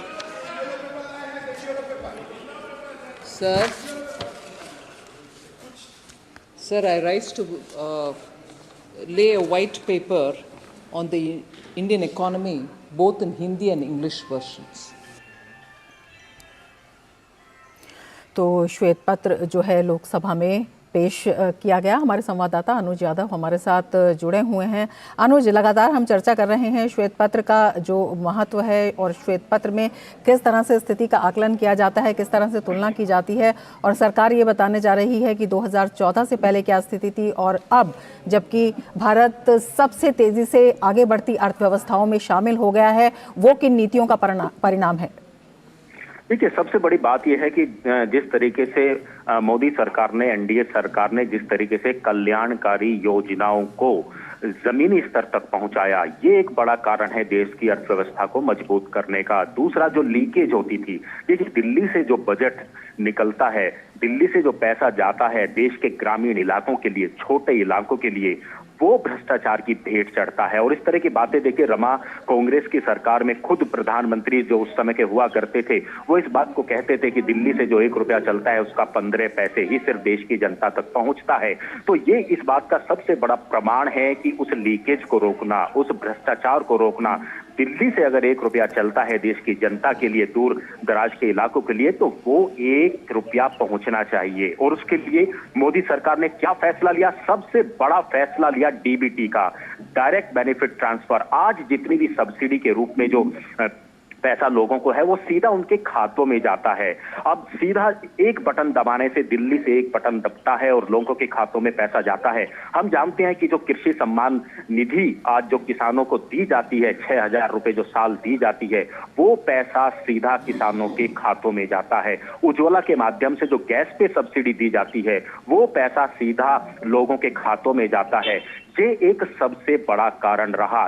ये ऐसे क्रांतिकारी कदम, रमा, हम कह सकते हैं मोदी सरकार के, जिन क्रांतिकारी कदमों की वजह से आज भारत बड़ी अर्थव्यवस्था लगातार बनता जा रहा है। भ्रष्टाचार को खत्म करना ही एक सबसे बड़ी चुनौती जो रही थी मोदी सरकार ने, उसको खत्म करके दिखाया। और आज वही सबसे बड़ा कारण है कि आज गरीब तक, गांवों तक, किसानों तक, महिलाओं तक जो है दिल्ली से निकला हुआ पैसा उनके खातों तक पहुंचता है। जी अनुज, हमारे साथ जुड़े रहे हैं। हमारे संवाददाता शैलेंद्र मिश्र भी हमारे साथ जुड़े हुए हैं। शैलेंद्र, आपके पास आना चाहेंगे। लोकसभा में जो है श्वेत पत्र पेश किया गया, आपसे ये जानना चाहेंगे, बहुत विरली परिस्थितियां होती हैं, कितना अहम इस श्वेत पत्र का इस समय में आना, और किस तरह से सरकार की जो मंशा है वो आप बताना चाहेंगे, और किस तरह से आप इसका इस परिस्थिति में, जो आज की परिस्थिति है, उसमें कितना महत्वपूर्ण ये हो जाता है? मैं सवाल आपका रमा समझ गया। देखिए, अब से थोड़ी देर पहले वित्त मंत्री निर्मला सीतारमण ने जो भारतीय अर्थव्यवस्था पर जो ये शोध पत्र है वो लोकसभा में सदन के पटल पर रखा है और उस पर कल विस्तार से चर्चा होगी। इसके उद्देश्य क्या है? इस शोध पत्र में बताया गया है कि 3 भाग में ये श्वेत पत्र विस्तृत तौर पर अपनी बात रखता है। पहला उद्देश्य ये है जिसमें दरअसल यूपीए सरकार, यानी मनमोहन सिंह की अगुवाई में जो यूपीए सरकार थी, कांग्रेस पार्टी की अगुवाई में, उसको एक बेहतर अर्थव्यवस्था मिली थी विरासत में, और कैसे उस अर्थव्यवस्था की हालत खराब हो गई उसका एक पूरा जिक्र किया गया है और कैसे भ्रष्टाचार एक के बाद एक भ्रष्टाचार के मामले सामने आए, दूसरे चरण में हमने देखा कि उसका जिक्र किया गया है। और तीसरी बात यह है कि कैसे उस संकट से निकलते हुए मोदी सरकार ने 10 वर्षों में कायाकल्प किया है अर्थव्यवस्था का, उसका विस्तार से जिक्र किया गया है। देखिए, अगर आप पहला इसमें अगर आप देखें, जो कहा गया है कि यूपीए सरकार को विरासत में एक शानदार अर्थव्यवस्था मिली थी, लेकिन जो आगे जा सकती थी, लेकिन ऐसे फैसले किए गए कि जो अर्थव्यवस्था की नींव को कमजोर करने वाले साबित हुए और एनपीए, जो बैंकिंग सेक्टर का एनपीए है, वो बहुत बढ़ा। तो ये बताया गया है कि कैसे एक विरासत में, उससे पहले जो अटल बिहारी वाजपेयी की सरकार थी, उन्होंने एक तेज अर्थव्यवस्था के विरासत में छोड़ गए थे, मजबूत अर्थव्यवस्था छोड़ गए थे, और उसके बावजूद दरअसल ऐसे ऐसे कदम उठाए गए जिसकी वजह से यूपीए के दौरान, यानी 2004 से 14 के दौरान तमाम संकट देखने को मिला, जिसमें बैंकिंग संकट है। बैंकिंग में इस तरह से एनपीए बढ़ा कि अर्थव्यवस्था उस पर बहुत बुरा प्रभाव पड़ा, उसका जिक्र किया गया है। अगर आप देखें, ये कहा गया कि 1991 में सुधार किया गया। आर्थिक सुधार के बाद जब हमने देखा कि देश में एक नई तस्वीर देखने को मिली, उसका क्रेडिट लेने में हमेशा कांग्रेस पार्टी आगे रहती है। लेकिन 2004 में जब सत्ता में आई कांग्रेस पार्टी, तो उन सुधारों की प्रक्रिया को छोड़ दिया, यानी उससे इतर चली गई और उसका बहुत गंभीर नुकसान भारतीय अर्थव्यवस्था को देखने को मिला। उसका विस्तार से इसमें जिक्र किया गया है। एक बात और कही गई है कि जो सार्वजनिक क्षेत्र है, यानी पब्लिक सेक्टर है, जिसकी अक्सर वकालत कांग्रेस पार्टी और कांग्रेस के नेता करते हैं, कितनी खराब हालत कांग्रेस के समय में, यानी 2004 से 14 के समय देखने को मिली, जब यूपीए की सरकार थी। उन्होंने जो उचित कदम नहीं उठाए। एक जो बहुत गंभीर बात कही गई है, वो ये कहा गया है कि दरअसल 2004 से 14 के बीच जो आर्थिक विकास दर है, वो ऊंची बनी रहे, इसके लिए कई सारे समझौते किए गए। यानी अर्थव्यवस्था की कीमत पर यह कोशिश की गई कि आर्थिक विकास तेज होती रहे, जिसका भविष्य में बहुत नुकसान हुआ। ये बहुत महत्वपूर्ण बात कही गई है। और इसमें इस बात का भी जिक्र किया गया है कि देखिए, एक मजबूत विरासत में ली हुई गई अर्थव्यवस्था को किस तरह से 2004 से 14 के बीच खराब किया गया है। उसमें एनपीए बढ़ा, बैंकिंग सेक्टर में जो संकट आया वो इतना विशाल था कि उसका बहुत दुष्प्रभाव। और हमने देखा कि जब मोदी सरकार आई तो बैंकिंग सेक्टर को उबारने के लिए एक तरह से बड़ी बड़ी पहलें की गई, और आज हम देख रहे हैं कि हमारा बैंकिंग सेक्टर मजबूती से खड़ा है। लेकिन आज जो ये बैंकिंग सेक्टर हम देख रहे हैं मजबूती से खड़ा है, उसके पीछे एक कहानी है कि जब हमने उन चुनौतियों को देखा है 2004 से 14 के बीच, जब ये कहा जाता था कि टेलीफोन जाते थे कर्ज देने के लिए और उस तरह के तमाम आरोप उस वक्त लगते थे, तो निश्चित तौर पर किस तरह से बैंकिंग सेक्टर को नुकसान हुआ, इस बात का जिक्र इसमें किया गया। और यह भी कहा गया कि वो एक दौर था, 2004 से 14 का एक दौर था जब दुनिया में पूंजी का प्रवाह हो रहा था, यानी पूंजी बहुत आसानी से एक तरह से आती हुई दिखाई दे रही थी। लेकिन भारतीय अर्थव्यवस्था में उस वक्त जो कदम उठाए जाने चाहिए थे पूंजी लेने के लिए, वो नहीं उठाए गए। उसका नतीजा ये हुआ कि उसका प्रभाव आगे दिखा। और एक बात और कही गई है कि जो एक्सटर्नल बोरोइंग होती, यानी हमारी जो कर्ज पर, बाह्य कर्ज पर जो निर्भरता है, वो किस तरह से बढ़ी यूपीए के जमाने में। यूपीए यानी कांग्रेस की अगुवाई वाली सरकार जो 2004 से 14 के बीच रही, डॉक्टर मनमोहन सिंह प्रधानमंत्री थे, उस वक्त कर्जे की इतनी मात्रा बढ़ी जिसकी कीमत आगे की सरकारों को, यानी जब मोदी सरकार आई तब उसे चुकानी पड़ी और ऐसे फैसले लेने पड़े जिससे आर्थिक स्तर पर जो चुनौतियां हैं वो दूर हुई। हम जानते हैं कि फ्रजाइल 5 इकोनॉमी, यानी 5 सबसे खराब अर्थव्यवस्था में 2004 से 14 के बीच भारतीय अर्थव्यवस्था को रखा जाता था, और मोदी सरकार आई तो अब 3 सबसे बड़ी अर्थव्यवस्था में बनने की ओर अग्रसर है। और हम देख रहे हैं कि अर्थव्यवस्था आगे बढ़ रही है। तो सिलसिलेवार तरीके से इसके बहुत सारे ऐसे बिंदु हैं जो इस श्वेत पत्र में बताया गया है। श्वेत पत्र का उद्देश्य यह है कि कैसे मोदी सरकार ने जो एक खराब हालत की अर्थव्यवस्था थी उसको बेहतर तरीके से उसका कदम उठाते हुए, ठोस फैसले लेते हुए प्रधानमंत्री नरेंद्र मोदी ने आज अर्थव्यवस्था को यहाँ तक पहुँचाया है। उसको आंकड़े के जरिए बताया गया, चाहे एनपीए हो या फिर विकास दर हो या बाकी बातें हो। रमा, 2014 में किस तरह की अर्थव्यवस्था मिली थी, आर्थिक स्थिति क्या थी, उन सबका एक तुलनात्मक विवेचन भी इसमें किया गया है। उसमें किस तरह से भारत में निवेश में मंदी थी, डिसीजन लेने की बात जो कि लगातार संसद में प्रधानमंत्री भी कहते रहे हैं कि एक जो वैक्यूम था कि निर्णय नहीं लिए जाते थे अर्थव्यवस्था को सुधारने के लिए, और उन्हीं निर्णयों के आधार पर लगातार मंदी का जो प्रभाव है वो देखने को मिला, जिसकी स्थिति आज बदलकर आ गई है। इसके बारे में थोड़ा सा जरा बताइए, क्योंकि पूंजीगत प्रवाह से लेकर के विदेशी क्षेत्र में भी जो निवेश बढ़ाया गया है और जो 2014 में नहीं था, उसका क्या कंपैरिजन किया गया? जी देखिए, सबसे बड़ी बात होती है कि किसी अर्थव्यवस्था के लिए रीमा एक विश्वास होना चाहिए कि एक पारदर्शी सरकार है, एक ऐसी सरकार है जो ठोस कदम उठा रही है पूंजी निवेश के आकर्षण करने के लिए और पारदर्शी तरीके से फैसले ले रही है। लेकिन हुआ क्या 2004 से 14 में, उसका जिक्र किया गया है 30वें नंबर पेज पर, जहां कहा गया है कोयला ब्लॉक आवंटन किया गया, उसमें घोटाला हो। हम जानते हैं कि कोयला घोटाला, अक्सर बीजेपी ये कहती है कि नभ से आकाश तक, जल से थल तक, दरअसल घोटाले ही घोटाले यूपीए के सरकार के चर्चा में थे। 2G घोटाला हो, कोयला आवंटन घोटाला हो, राष्ट्रमंडल घोटाला हो, हाँ शारदा चिटफंड घोटाला हो, और उस तरह के तमाम घोटाले जिसका सिलसिलेवार तरीके से जिक्र किया गया। आईनेक्स मीडिया जो मामला सामने आया था, एयरसेल मैक्सिस डील सामने आई थी, एंट्रिक्स देवास मामला सामने आया था, नौकरी के लिए भूमि का घोटाला सामने आया था। इसके साथ ही साथ पंचकुला और गुड़गांव में प्राइम लैंड का आवंटन, हम जानते हैं इसमें रॉबर्ट बर्रा पर आरोप लगे थे, वो मामला सामने आया था। जम्मू क्रिकेट एसोसिएशन का मामला सामने आया था, एम्ब्रॉयडर डील का मामला सामने आया था, और इसके साथ ही साथ हॉक विमान खरीद का मामला आया था। आदर्श हाउसिंग सोसाइटी, ये हम जानते हैं कि महाराष्ट्र में ये बहुत चर्चा हुई थी, और देखें कि उस वक्त की जो कांग्रेस की सरकार थी उसके मुख्यमंत्री को पद से हटना पड़ा था। अगस्ता वेस्टलैंड हेलीकॉप्टर घोटाला, उसका जिक्र किया गया है कि कैसे उस वक्त ये घोटाला चर्चा में था। तो दरअसल घोटालों की एक पूरी श्रृंखला हमने देखा था कि 2004 से 14 के बीच जब यूपीए सरकार थी, पेपर में लगातार, आप भी रीमा एक बहुत दिनों से हम जानते हैं कि एक वरिष्ठ पत्रकार हैं, किस तरह से न्यूज़पेपर्स भरे रहते थे, फ्रंट पेज पर घोटाले की खबरें रहती थी।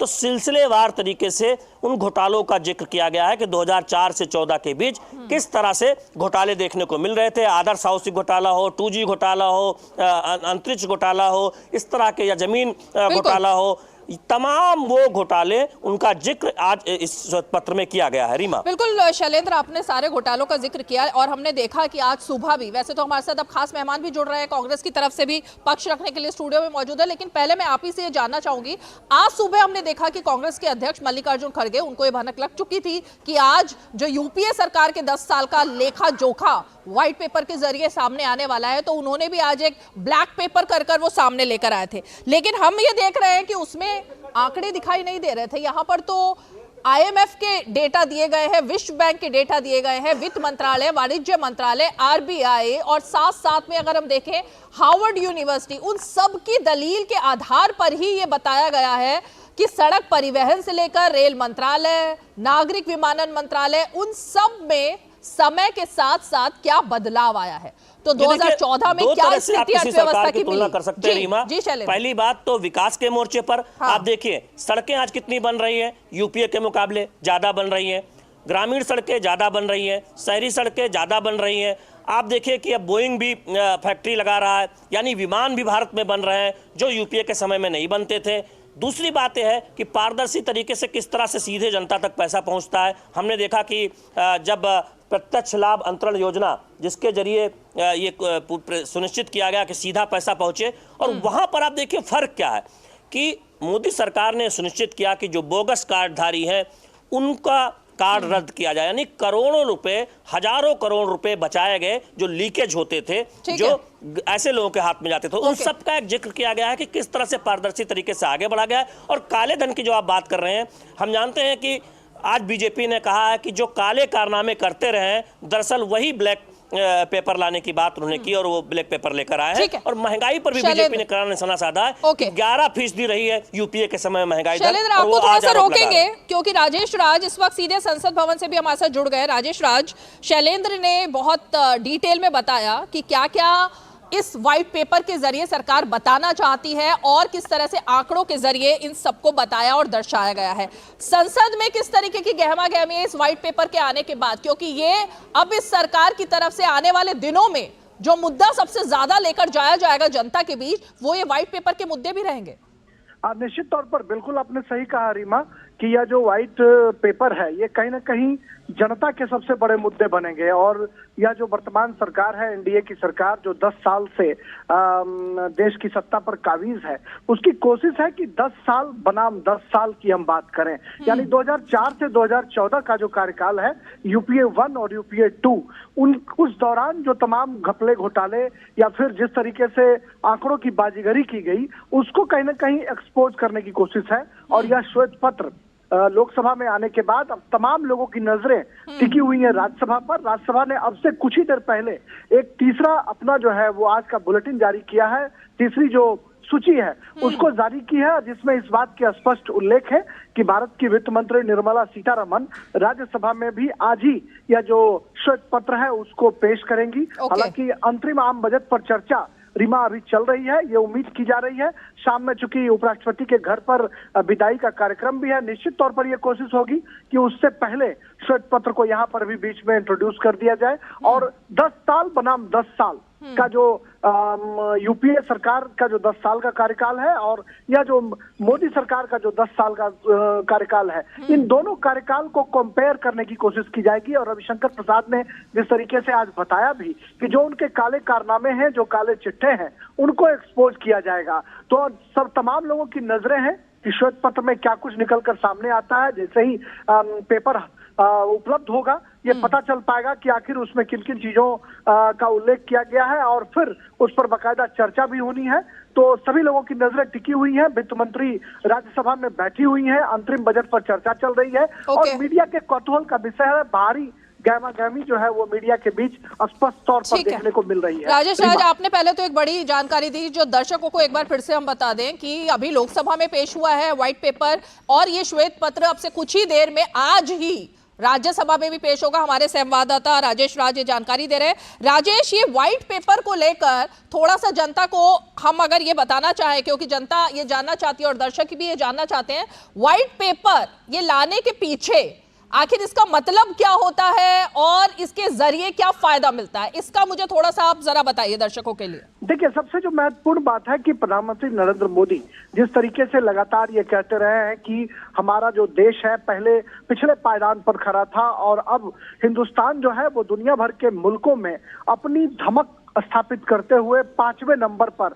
अर्थव्यवस्था के मामले में पहुंच गया है। और प्रधानमंत्री नरेंद्र मोदी जब ये बात करते हैं, जब अपना खाका प्रस्तुत करते हैं आने वाले वक्त में, तो वो स्पष्ट तौर पर कहते हैं कि 2027 तक हम देश को बुलेट ट्रेन चलाने का जो सपना है, देश को बुलेट ट्रेन देंगे और 2027 तक हिंदुस्तान जो है वो तीसरी सबसे बड़ी अर्थव्यवस्था बनकर उभर कर सामने आएगी। तो प्रधानमंत्री जो कहते हैं वो करते हैं। इस बात का हमने पहले भी कई तरह के उदाहरण देखे हैं, जिसमें कि पीएम मोदी ने जो रोड मैप अन्य बजट की बात करें या फिर अन्य जो 10 साल का जो उनका बजट प्रस्तुत किया गया, उन्होंने जिन चीजों का उल्लेख किया उसको पूरा करने की कोशिश की। प्रधानमंत्री ये भी कहते रहे कि हम जिसका शिलान्यास करते हैं उसका हम उद्घाटन भी करते हैं। लेकिन अगर मोदी सरकार से पहले का जो कार्यकाल था, मनमोहन सिंह की सरकार में, यूपीए 1 यूपीए 2 में आप भी लगातार संसद कवर करती रही हैं, आपने देखा कि किस तरीके से 2G की बात करें, कोयला घोटाले की बात करें, राष्ट्रमंडल घोटालों की बात करें, घोटालों की गूंज हुआ करती थी। और हम सब लोग राज्यसभा और लोकसभा कवर करने वाले जो रिपोर्टर्स थे, सदन के भीतर टिक भी नहीं पाते थे क्योंकि सदन में डिस्ट्रप्शन का माहौल दिखाई पड़ता था और कहीं ना कहीं इसकी गूंज दिखाई पड़ती थी। लेकिन 10 साल पर अगर नजर डालें तो इस मोदी सरकार में ऐसा कोई बड़ा घोटाला या कोई करप्शन के चार्जेस दिखाई नहीं पड़े और जीरो टॉलरेंस का जो पीएम मोदी का वायदा था उस वायदे पर पीएम खड़े हैं। ठीक है राजेश, हमारे साथ कुछ इस वक्त एक्सपर्ट्स भी जुड़ गए हैं और हम जरा इस पर और भी कुछ जानने की कोशिश करेंगे। वरिष्ठ पत्रकार राजनीतिक विश्लेषक शुभमय भट्टाचार्य जी हमारे साथ जुड़ गए हैं। शुभमय, लगातार हम संसद में देखते रहे हैं कि आंकड़ों का खेल हुआ है, लेकिन आज ये व्हाइट पेपर आना और इसमें जिस तरह से कंपैरिजन पूरा दिखाया गया है और आंकड़ों के जरिए ही बताया गया है कि 2014 से पहले अर्थव्यवस्था की स्थिति कहां थी और आज कहां है। सुबह हमने देखा कि एक ब्लैक पेपर लेकर आने की कोशिश की गई थी खड़गे जी की तरफ से, लेकिन आंकड़े तो अब कुछ और ही बोल रहे हैं इस व्हाइट पेपर में। इसका मतलब 14 से लेकर 24 तक अब देश पूरी तरह से बदल चुका है। देखिए, सरकार जब व्हाइट पेपर लाते हैं तो उसकी मान्यता कुछ और ही होती है। उसके साथ कोई दूसरा कोई कंपैरिजन डॉक्यूमेंट्स का कंपैरिजन चल ही नहीं सकता है।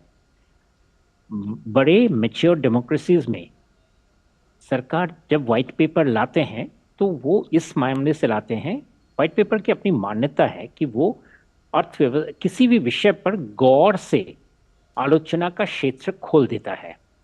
तो मोदी सरकार का जो व्हाइट पेपर है ये इसने पूरे, जैसे आपने बताया कि पूरे पिछले 10 साल में जो जो अर्थव्यवस्था में, सोशल सेक्टर में जो जो उपलब्धियां हैं उस पर कैसे सरकार ने काम शुरू किया और कहां पर लाके पहुंचाए हैं, इसकी एक विश्लेषण है। इस विश्लेषण की बहुत जरूरत है, क्योंकि इससे क्या होता है, जनमानस में लोगों को समझ में आता है कि किन चीजों पे देश अर्थव्यवस्था खड़े उतरे हैं, कौन से विषयों पर बहुत अच्छा काम हुआ है। जैसे मैं फॉर इंस्टेंस बताता हूं कि हम 2013 में हम फ्रेजाइल 5 के अंतर्गत माने जाते थे। देश में आर्थिक व्यवस्था में जो वीकनेसेस थी वो इस वजह से इतना ज्यादा था कि हमारे फॉरेन एक्सचेंज ड्रेन होने का खतरा था। वहां से उठ के हम 2024 में आके अभी हम रिकॉर्ड फाइनेंशियल फॉरेन एक्सचेंज ही नहीं, हम भारत का government bonds, government of India के जो बॉन्ड पेपर्स हैं वो अंतर्राष्ट्रीय बाजार में ग्लोबल बॉन्ड इंडेक्स के अंतर्गत बनने जा रहा है। ये एक बहुत बड़ी उपलब्धि। और ये क्यों होता है कि जिस इकोनॉमी के ऊपर लोगों का दृष्टि था कि इकोनॉमी में बहुत बड़ा भूचाल आएगा, वो इकोनॉमी वहां से चल के 10 साल में एक उस जगह पे, उस मुकाम पे पहुंचा है जब वो इन्वेस्टमेंट के लिए देश के और विदेशी निवेशक काफी एक्साइटेड है, काफी इंटरेस्टेड हैं कि हम इसमें इन्वेस्ट करेंगे। अभी आपके पास वॉल स्ट्रीट जर्नल में रिपोर्ट आया था कि चाइना को आप भूल जाइए, इंडिया में आप इन्वेस्ट कीजिए, क्योंकि यही है इन्वेस्टमेंट का नया सनराइज इकोनॉमी। तो ये सब चीजें कैसे हुआ, ये एक साल की बात नहीं है। इसमें बहुत सारे रिफॉर्म्स एक एक करके जो लाए गए और उसका सीक्वेंसिंग कैसे किया गया, ये सारी चीजें बहुत ही सिग्निफिकेंट हमको हम लोगों को दर्शाता है। जैसे मुद्रास्फीति, कि मुद्रास्फीति जब पूरे देश में बहुत सारे देशों में एक कंट्रोल से बाहर चला गया था, इंक्लूडिंग डेवलप्ड इकोनॉमीज, उसके वहां पर भारत ने किस तरह से अपने इन्फ्लेशन को कंट्रोल किया है, ये सब चीजें बहुत बारीकी से समझने के लिए इस व्हाइट पेपर का बहुत जरूरत है। और यही व्हाइट पेपर ये दिखाता है कि जैसे फाइनेंशियल सेक्टर में जो स्टैग्नेशन था, बैंकिंग सेक्टर में जो एनपीए का जो पहाड़ बन गया था, उन चीजों को किस तरीके से टैकल किया गया, ये सब चीजें रिफॉर्म्स, इन रिफॉर्म्स का क्या अहमियत है, किस तरह से रिफॉर्म्स आए हैं और इस रिफॉर्म्स अभी आगे देश को किस पोजीशन पे पहुंचाते हैं, ये सब चीजें व्हाइट पेपर में लिखा गया है। एंड ये पढ़ना बहुत जरूरी है, क्योंकि यही है जो हमारे आप को कॉन्फिडेंस देता है कि आगे की जो चीजें आएंगे वो हम टैकल कर पाएंगे। ओके, रामकृपाल सिंह जी भी जुड़ गए हमारे साथ। रामकृपाल जी, बहुत बहुत स्वागत है आपका। रामकृपाल जी, ये जो आंकड़े हैं जिनके बारे में अभी शुभमय जी भी बता रहे थे और लगातार हमारे संवाददाता बता रहे थे, आंकड़ों पर देखें, नजर दौड़ाएं तो प्रधानमंत्री नरेंद्र मोदी ने जिस बात का जिक्र किया कि भारत को तीसरी अर्थव्यवस्था बनाने की दिशा में किस तरह से देश आगे बढ़ रहा है, और लगातार कांग्रेस की तरफ से महंगाई का मुद्दा उठाया जाता रहा, तो इसका मतलब तो ये जो फेक नैरेटिव जिसकी बात हमेशा से हो रही थी रामकृपाल जी, ये कहीं ना कहीं उसका जवाब है जो नैरेटिव बनाने की कोशिश थी सरकार के खिलाफ, महंगाई हो, बेरोजगारी हो या तमाम मुद्दों को लेकर। देखिए, इससे सिर्फ एक मानना कि ये कोई विपक्ष के आरोपों का जवाब है, इसको कमतर आंकना होगा। श्वेत पत्र जो होता है, ये जो आया हुआ है, ये निश्चित रूप से जो हमने अब तक अचीव किया है वो कैसे अचीव किया है, कि क्या क्या चीजें रही हैं, और बेसिकली क्या है कि जब 2014 में सरकार आई थी तो उस समय अर्थव्यवस्था का जो आधारभूत यानी बेसिक जो सारी चीजें थी, इंफ्रास्ट्रक्चर या ट्रेजरी में क्या स्थिति थी, उसका एक लेखा जोखा होता है। पिछले 10 साल से ये राजनीति हो रही है कि जैसा विपक्ष आरोप लगाता रहा है कि देश रसातल में चला गया, महंगाई है, बेरोजगारी है, मुद्रास्फीति है, तमाम तरह की चीजें। तो श्वेत पत्र का मतलब यही होता है कि कहाँ हम खड़े थे, कहाँ से हमें ये विरासत मिली थी और हमने आगे क्या किया।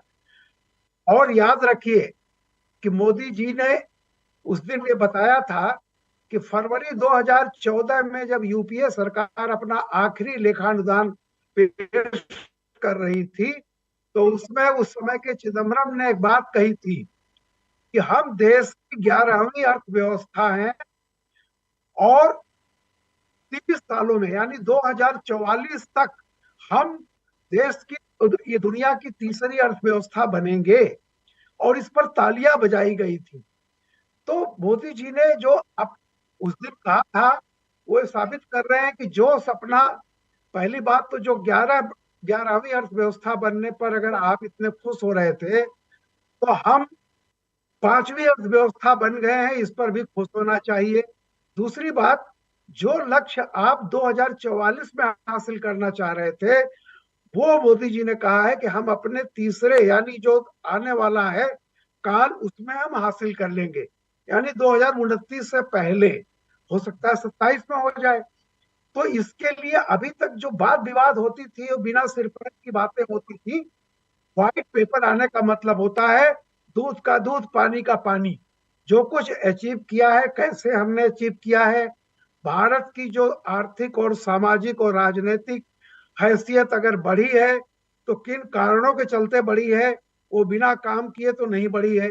तो किसने क्या काम किया था, कौन सी जमीन आपको दी थी, जहां 2014 में भारत की आर्थिक सामाजिक स्थिति क्या थी, जिस पर खड़े होकर के 10 सालों में हम कहां पहुंचे हैं, उसका एक लेखा जोखा है। तो ये लेखा जोखा सिर्फ विपक्ष को बताने के लिए नहीं है, ये पूरे देश को बताने के लिए है कि देखिए हमने कैसे काम किया है, और आगे आने वाले 44 साल के बाद, सॉरी ये 24 साल के बाद विकसित भारत का जो मैप होगा, जो नक्शा होगा, वो कैसा होगा, ये बताने की एक कोशिश। अच्छा रामकृपाल जी, क्योंकि आपने काफ़ी डिटेल में इसको बताया, हमारे साथ स्टूडियो में कांग्रेस पार्टी के प्रवक्ता भी मौजूद है यहाँ पर।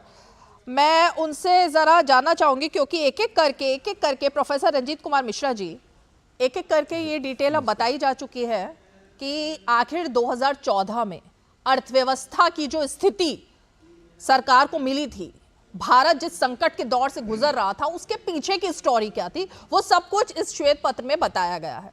तो मैं आप ही से जानना चाहती हूँ कि फिर ये फेक नैरेटिव क्यों चलाया जा रहा था सरकार के खिलाफ, क्योंकि आंकड़े, और वो सिर्फ सरकार के आंकड़े नहीं है बल्कि इंटरनेशनल लेवल पर वो सारे आंकड़े यहाँ पर दिए गए हैं।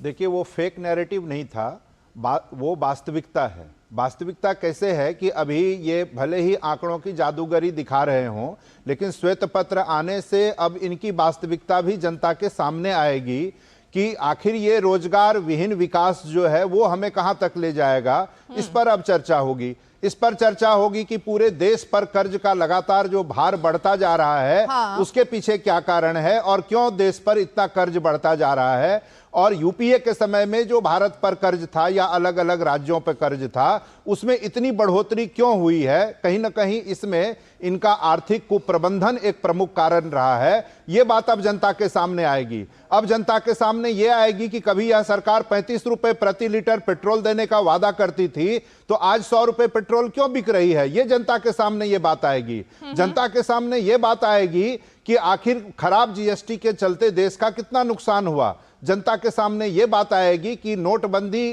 की नीति लाकर देश का कितना बड़ा नुकसान किया गया। तो कांग्रेस पार्टी भी इस पे आंकड़ों के साथ आएगी और देश की जनता को यह बताएगी कि भले ही इन्होंने बड़ी बड़ी बातें की हो 2014 से 24 के लिए, लेकिन वास्तविकता कुछ और है। मुझे अच्छा लगता प्रोफेसर रंजीत जी, मुझे अच्छा लगता अगर आप भी थोड़ा सा आंकड़े लेकर बात करते, क्योंकि आज आप ही के पार्टी के अध्यक्ष ने तो आंकड़े लेकर बात की, लेकिन आपने बेरोजगारी की बात की। तो मेरे हाथ में तो ये है व्हाइट पेपर की कॉपी। इसमें अगर बताया जा रहा है पी मॉडल, डॉलर, मुद्रास्फीति, समायोजित जीडीपी का प्रतिशत, ये 2014 में कितना था 1.7, और आज की डेट पे बात करें तो 3.2। ये जीडीपी की मैं बात कर रही हूँ। अमेरिकी डॉलर बिलियन में अगर हम देखें तब 7.6 और अब 22.7। ये तमाम जो आंकड़े हैं, तमाम आंकड़े आप कहां से बात कर रहे हैं सर? आंकड़े झूठ नहीं बोलते और आप ही के नेता बोलते हैं। 45 साल में सर्वाधिक बेरोजगारी आज के समय में है और आज के समय में लाखों पद खाली हैं भारत सरकार में भी और अन्य सरकारों में भी। अगर इन पदों को भरा जाता तो ये बेरोजगारी की समस्या नहीं होती। उस पर श्वेत पत्र में क्या बात की गई है ये देखना पड़ेगा। अभी तो इन्होंने प्रस्तुत किया है, उस पर बिल्कुल हम आंकड़े के साथ आएंगे और बिल्कुल आपको बताएंगे कि ये आंकड़ों की बाजीगरी करके क्या बात छुपाना चाहते हैं और देश के सामने उन बातों को कांग्रेस पार्टी बिल्कुल तथ्यात्मक रूप से और तार्किक रूप से रखेगी। ठीक है, रामकृपाल जी आप कुछ शायद जवाब में कहना चाह रहे हैं? नहीं, मैं केवल दो चीजें कहना चाह रहा हूं जो मैंने मैं सिर्फ ये कह रहा हूं कि हमारे कांग्रेस के प्रवक्ता रंजीत कुमार जी, एक बात ये जो मैंने भी कहा है कि 2014 में आपने जो संसद में कहा था 11वीं अर्थव्यवस्था है, ये बात सही थी ना? मैं आप ही की बात कर रहा हूं। और अगर हम 11वीं से आज 5वीं अर्थव्यवस्था बने हैं तो हम आगे गए हैं या पीछे गए हैं? पहली बात। दूसरी बात, आपने कहा था कि 2044 में आप वो तीसरी अर्थव्यवस्था होंगे दुनिया की। हम मोदी कह रहे हैं कि हम 2027, 28, 29 में तीसरी अर्थव्यवस्था बना देंगे। तो ये बताइए कि आगे कौन गया है? तीसरी बात मैं एक कह रहा हूं, महंगाई का पैमाना सिर्फ होता है मुद्रास्फीति दर। आप 2004 से 2014 के बीच में देख लीजिए कि मुद्रास्फीति का एवरेज कितना रहा है, डबल डिजिट में था। और 2014 से 24 के बीच में मुद्रास्फीति सिंगल डिजिट में है। तो महंगाई मापने का ये जनरल कह देना कि महंगाई बहुत बढ़ गई है, पेट्रोल बहुत बढ़ गया है। आप मुझे बताइए कि कोई भी हाउसिंग लोन 2014 से 2004 से और 14 के बीच में जनता को हाउसिंग लोन मिलने का रेट क्या था, इंटरेस्ट रेट क्या था? आप देख लीजिए, जब महंगाई डबल डिजिट में होगी तो जाहिर सी बात है कि सिंगल डिजिट में तो रहा नहीं होगा। आज की तारीख में पिछले 10 वर्षों में हाउसिंग लोन सिंगल डिजिट में मिल रहा है। आप तथ्यों को मत नकारिए। सीधी एक बात है कि 11वीं अर्थव्यवस्था आप थे, अब हम 5वीं अर्थव्यवस्था हैं। हम सब लोग, मतलब यही है। और अगर जो 2044 में आपने जहां जो ऊंचाई पर पहुंचने का आपने लक्ष्य हासिल किया, देखा था सपना, वो कम से कम आप 13 साल पहले, 14 साल पहले पूरा होने जा रहा है। तो सिंपल बात है, जनता के सामने जनता बहुत ज्यादा आंकड़ों में नहीं जाती। वो जानती है कि महंगाई आज 5 और 6% के आसपास में है और उसको भी कम करने का लक्ष्य है। तो बताइए, महंगाई ज्यादा बढ़ी कि कम हुई है? जी, मेरे ख्याल से आपको जवाब मिल गया होगा रंजीत जी। लेकिन मैं सिर्फ थोड़ा सा इससे, चलिए आंकड़ों पर बात नहीं करते, लेकिन जो बात जनता के सामने हमेशा से थी उसका भी जिक्र इसमें तो है ना। उसमें 2G घोटाले का भी जिक्र है, कोलगेट का भी जिक्र है, इसमें तमाम उन बातों का, राष्ट्रमंडल खेलों का के समय में जो घोटाला हुआ उसका भी जिक्र है। और सरकार ने कहा है कि 2014 में जो अर्थव्यवस्था मिली वो इन घोटालों की आड़ में छिपी हुई अर्थव्यवस्था थी जिसमें निर्णय लेने की क्षमता नहीं थी। इससे तो डिनाई नहीं कर सकते ना सर, क्योंकि ये तो मामले कोर्ट में भी चले और उसके बाद सजा भी हुई लोगों को। देखिए, रामकृपाल जी बहुत वरिष्ठ पत्रकार हैं, मैं भी इनका बहुत सम्मान करता हूं, लेकिन क्या सर इस बात से आप सहमत नहीं हैं कि देश के ऊपर कर्ज बहुत अधिक बढ़ा है? क्या केंद्र की सरकार के ऊपर और राज्य की सरकार के ऊपर बहुत अधिक वित्तीय बोझ बढ़ा है? क्या इससे आप इनकार कर सकते हैं? क्या आम लोगों को आज अपना जीवन चलाने में कठिनाइयों का सामना नहीं करना पड़ रहा महंगाई के कारण? क्या इसको आप डिनाई कर सकते हैं? बिल्कुल नहीं कर सकते।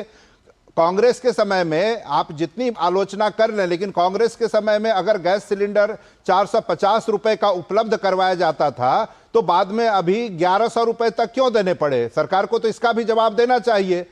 अंतर्राष्ट्रीय मार्केट में लगातार क्रूड ऑयल की दामों में गिरावट रही, क्यों भारत के लोग 100 रुपए से ज्यादा पेट्रोल और डीजल के लिए देते रहे? इस बात का जवाब सरकार को देना पड़ेगा। और दूसरी बात कि ये इतने संसाधन इकट्ठे किए गए तो उसका जिस तरह से गरीबों तक और आम लोगों तक उसकी सुविधा पहुंचनी चाहिए वो क्यों नहीं पहुंची है, इस पर तो कांग्रेस सवाल उठाएगी, विपक्ष सवाल उठाएगा, देश सवाल को उठाएगी, वो पूछेगा। सही है रंजीत जी, सवाल उठाना तो लोकतंत्र में खुद सभी लोग जानते हैं, सवाल उठाना भी चाहिए, विरोध करना भी चाहिए, लेकिन विरोध के लिए कुछ आंकड़े तैयार रखने चाहिए ना। अब जनता इन घोटालों को नहीं भूली है।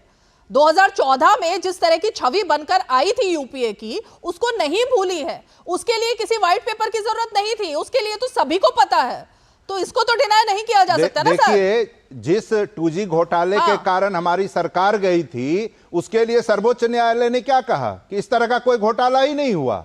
तो ये तो कपोल कल्पित कल्पना थी इन लोगों की, और एक प्रोपेगेंडा इन्होंने पूरे देश भर में चलाया था जिसने उसे घोटाला बनाया। सर्वोच्च न्यायालय का इस है कि इस तरह का कोई घोटाला हुआ ही नहीं। शुभमय जी के पास मैं जरा जानना चाहूंगी इस पर जवाब के लिए। शुभमय जी, 2G घोटाला किसी की आंख से छुपा नहीं है, लेकिन अब जो एग्जाम्पल प्रोफेसर रंजीत जी दे रहे हैं उसके मुताबिक तो कोई घोटाला हुआ ही नहीं था। नहीं, घोटाला तो इनफैक्ट हुआ था, और सबसे ज़्यादा गड़बड़ ये हो गया था कि वो इतने सारे एक के बाद एक आए, खासकर 2009 से, कि इनके वजह से एक वर्ड आ गया इकोनॉमी में, पॉलिसी पैरालिसिस, कि गवर्नमेंट में, और जिसका यहाँ तक कि उस वक्त के वित्त मंत्री प्रणब मुखर्जी जी ने भी, मुझे याद है, प्रेस कॉन्फ्रेंस करके उन्होंने ये समझाने की कोशिश किया था कि सरकार में कोई पॉलिसी पैरालिसिस नहीं है, सरकार डिसीजंस लेने के लिए तैयार है। लेकिन जैसे खासकर कोल सेक्टर में मैंने देखा था कि 5 साल में करीब 9 या 10 पॉलिसीज आई, लेकिन कोल सिर्फ स्कैम्स में ही फंसता गया। तो बेसिकली बात ये हुआ कि जिन चीज़ों पे अमल देना चाहिए था, जिस तरह के इन्वेस्टमेंट्स वगैरह के ऊपर सोचना चाहिए था, लॉन्ग टर्म थॉट्स, उसकी वीकनेसेस थोड़ा सा ज़्यादा ही इकोनॉमी में आता गया। और इसीलिए आप देखेंगे एक के बाद एक जो पॉसिबिलिटीज़ था कि 2008 या 9 में जब ग्लोबल मेल्टडाउन हुआ, उसके बाद एक संभावना था कि इंडियन इकोनॉमी का संरचना को पूरी तरह से बदला जाए। It was a very big opportunity. मैं इस अपॉर्चुनिटी की बात क्यों कर रहा हूँ, क्योंकि 2020 में जब कोविड आया तो इस सरकार ने काफ़ी अच्छी तरह से उसको एक क्राइसिस में हम छोड़ेंगे नहीं, क्राइसिस को एक अपॉर्चुनिटी में बदलेंगे, और इस तहत बहुत सारे रिफॉर्म्स लाए। अगर उस तरह से 2008-9 में जो ग्लोबल फाइनेंशियल क्राइसिस आया था और जिनका इम्पैक्ट इंडियन इकोनॉमी में कम था, उस वक्त एक बहुत बड़ा बदलाव लाने का संभावना था, और वो एक अपॉर्चुनिटी, बहुत बड़ा अपॉर्चुनिटी वो हमने छोड़ दिया था।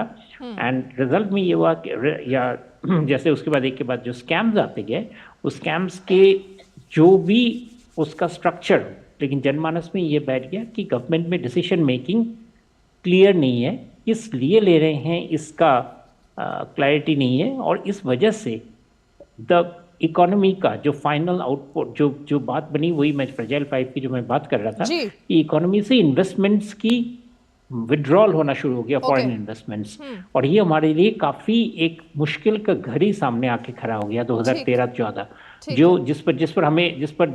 जिसको संभालने में काफी एफर्ट लगानी पड़ी। सिद्धार्थ यादव बीजेपी के प्रवक्ता हमारे साथ इस वक्त सीधे जुड़ रहे हैं। सिद्धार्थ यादव जी, आपके जुड़ने से पहले यहाँ पर जो कांग्रेस के प्रवक्ता है प्रोफेसर रंजीत कुमार मिश्रा जी, उन्होंने कहा कि आज सबसे ज्यादा कर्ज में है अर्थव्यवस्था, सबसे ज्यादा कर्ज भारत के ऊपर है आपके टर्म में। बेरोजगारी जो है वो अभी भी मानते हैं कि इन सब आंकड़ों को झुटलाते हुए बेरोजगारी अभी भी चरम पर है, और अब जनता के बीच ये अपने आंकड़ों को लेकर जाएंगे। देखिए रीमा जी, सबसे पहले जो बात समझने की है कि आज जो व्हाइट पेपर आया है, ये व्हाइट पेपर कहीं ना कहीं हमको बताता है कि हमारे देश में जो 10 साल सरकार रही थी, उसने हमारी इस देश की अर्थव्यवस्था के साथ क्या किया था। पर उससे भी महत्वपूर्ण बात यह है कि 2014 में जब हमारी सरकार को लोगों ने चुन करके सरकार में बैठाया, तब हम ये व्हाइट पेपर ला सकते थे। हमने एक लॉस इनहेरिटेंस उसको अपने साथ, उस बैगेज को अपने साथ लेकर के हम सरकार में आए थे। अर्थव्यवस्था की फ्रेजाइल 5 की उस हालत को हम अपने साथ लेकर के आए थे, पर हमने देश के सामने कभी भी उसके बारे में नहीं कहा। हमने कोई व्हाइट पेपर 2014 में नहीं लाया, क्योंकि हमारी नेशन फर्स्ट की पॉलिसी थी, और हम देश को हम इस पर पॉलिटिकल पॉइंट्स नहीं लेना चाहते थे, हम देश से कोई इसमें पॉलिटिकल एजेंडा नहीं चलाना चाहते थे, पर राष्ट्र प्रथम, कोई इन्वेस्टमेंट्स ना कम हो जाए, हमारी अर्थव्यवस्था पर विश्वास ना कम हो जाए, उसको लेकर के हम 10 साल तक चुप थे। पर आज ये आया है तो देश के सामने यूपीए सरकार का वो पूरा जो एक कारनामा था 10 साल के अंदर हमारी अर्थव्यवस्था को कहां से कहां उन्होंने पहुंचा दिया, वो सामने आया है। अब मैं 2 मुख्य बिंदु रखूंगा, मैं आपकी चर्चा को अभी 2-3 मिनट से सुन रहा था और फिर आपकी बात का भी जवाब दूंगा। मतलब इन्फ्लेशन की बात अभी आपकी चर्चा पे हो रही थी, इन्फ्लेशन की बात 3.9% पे एनडीए की सरकार छोड़ करके गई थी और आप उसको बढ़ाते बढ़ाते आप उसको 2010 में 12.3% तक ले गए और जब आप सत्ता छोड़ करके गए तब भी 9.4% पे इन्फ्लेशन थी। ये आपने अर्थव्यवस्था के साथ किया, नहीं तो हमारी अर्थव्यवस्था और की इन्फ्लेशन वो डबल डिजिट्स में चली जाए। और मैं आपको बता दूं रीमा जी, उसके बाद भी 10 सालों में जब हमारी सरकार रही है हमने डबल डिजिट की इन्फ्लेशन को नहीं देखा है। और ये लोग महंगाई की बात करते हैं, ये महंगाई का रोना रोकते हैं। या ये एनपीए की भी बात करेंगे, ये कहते हैं कि नॉन परफॉर्मिंग एसेट्स बढ़ गए। जब एनडीए की सरकार थी, जब हम सत्ता में आए थे तो 16% एनपीएस थे, ग्रॉस एनपीएस, और जब हम सत्ता छोड़ करके गए तो हम 7.8% पे छोड़ करके गए और आपने अपने कार्यकाल में उसको बढ़ा करके एनपीओ को 12.3% पे ले गए। ये सच्चाई ये आज देश की संसद में हमारे उस पवित्र मंदिर में ये देश के सामने रखी गई है, जो बताती है कि अब ये सब कुछ जब कुछ ठीक हो चुका है तो देश के सामने सच आना चाहिए। जब हम फ्रेजाइल 5 से फैंटास्टिक 5 पे आ गए तो देश के सामने आना चाहिए। पर मैं जानता हूं कि मेरा समय लिमिटेड है और मैं आपके क्वेश्चन का बिल्कुल जवाब देना चाहता हूं, इसलिए मैं सीधे उसके जवाब देने के लिए आता हूं। रीमा जी, अभी बोला जा रहा है कि डेट बहुत बढ़ गया, बहुत ज्यादा डेट ले लिया। आज हमारी अर्थव्यवस्था 4 ट्रिलियन के मार्क को क्रॉस कर चुकी है और ये सब जानते हैं, पूरा देश जानता है, पूरा विश्व जानता है कि डेट जब भी लिया जाता है वो डेट इक्विट रेशियो में लिया जाता है जीडीपी से। अगर जीडीपी बढ़ रही है तो स्वाभाविक है कि डेट भी बढ़ेगा और हमारा डेट किसी भी डेवलप्ड कंट्री से आप कंपेयर कर लीजिए वो उन सबसे कम है। आज जापान, यूरोपियन बड़ी बड़ी डेवलप्ड कंट्रीज 300% डेट पर है और हम तो 100% में भी नहीं पहुंच रहे। और उसके बावजूद अगर ये एक ऐसी बात बोले और सोचें कि समाज में एक ऐसा नैरेटिव बना है, प्रोपेगेंडा बना है, डेट बढ़ गया, कर्जा बढ़ गया, कर्जा बढ़ गया। अरे सामान्य भाषा में बताना हो तो कर्जा भी वो ले सकता है जिसके पास कुछ जेब में हो। ये तो आप ही के, इतना तो आप भी समझते होंगे। और ये जो डेट यूज किया गया रीमा जी, ये भी एक बड़ी टेक्निकल बात है। कोई भी डेट अगर सरकार यूज करती है, जैसा ये हमारी अर्थव्यवस्था के साथ करते थे, झूठ बोल दिया, गोल मटोल कर दिया, कह दिया कि फ्यूल पे सब्सिडी है और वैसे तो ऑयल कंपनीज को उनका डेट बढ़वाते रहे, कोई सब्सिडी थी ही नहीं, कहीं दिया ही नहीं जाता था। पर उसको छोड़ करके भी कैपिटल एक्सपेंडिचर्स 11 लाख करोड़ पे पहुंचे हैं। डेट एसेट क्रिएशन के लिए किया जा रहा है, रेवेन्यू एक्सपेंडिचर के लिए नहीं किया जा रहा। इसलिए मैं आग्रह करूंगा कांग्रेस पार्टी से भी और इनके सब प्रवक्ताओं से भी, किसी भी प्रकार का फॉल्स प्रोपेगेंडा, फॉल्स नैरेटिव नहीं चलाना चाहिए। हम फ्रेजाइल 5 से फैंटास्टिक 5 पे आए हैं। हम आप 12वें से 11वें पे लेकर गए थे, हम 11वें से 5वें पर लेकर के आए हैं। आज पूरे विश्व में भारत की अर्थव्यवस्था को लेकर के कॉन्फिडेंस है, एफडीए बड़े हैं, मेक इन इंडिया बड़ा है, जवाब ले लेती हूं, बड़े हैं। और इसको लेकर के आप लोगों को जो आज सच्चाई है वो देश के सामने आई है। मैं प्रोफेसर रंजीत, देश को जागरूक होने का मौका ये जो बात सिद्धार्थ जी ने कही, मैं थोड़ा सा और पीछे लेकर चली जाती हूँ, क्योंकि प्रधानमंत्री ने जिक्र किया महंगाई के मुद्दे पर पूर्व प्रधानमंत्री जवाहरलाल नेहरू का भी और इंदिरा गांधी का भी, और उनके बयानों को भी कोट किया था संसद में। हम सब ने सुना कि महंगाई को लेकर उन्होंने क्या क्या कहा था और तब से लेकर अब तक क्या क्या कहा गया, ये भी तो नहीं झुटलाया जा सकता। देखिए, शाब्दिक लफाजी करना अलग बात है, अर्थव्यवस्था चलाना अलग बात है। जब यूपीए की सरकार ने इनको सौंपा था उस समय हम 8% से ऊपर का ग्रोथ रेट लेके चलते थे। इनका ग्रोथ रेट कहाँ है? उसके नीचे रहा, लगातार उनके नीचे रहा है। तो ग्रोथ रेट के मामले में कहें तो अर्थव्यवस्था का विकास उस समय तीव्र गति से हो रहा था। 2008 की अभी चर्चा कर रहे थे, ये 2008 का जो वैश्विक वो रिसेशन का दौर था, अगर इनकी सरकार रही होती तो और भी पूरी तरह से अर्थव्यवस्था चौपट कर दिया होता इन लोगों ने। लेकिन उस समय डॉक्टर मनमोहन सिंह की सरकार ने बखूबी उसको संभाला और अर्थव्यवस्था की रफ्तार सुस्त नहीं होने दी। इन्होंने किसानों से क्या कहा था? किसानों से कहा था 2022 तक उनकी आमदनी दुगुनी कर देंगे। कर पाए क्या? बिल्कुल नहीं कर पाए।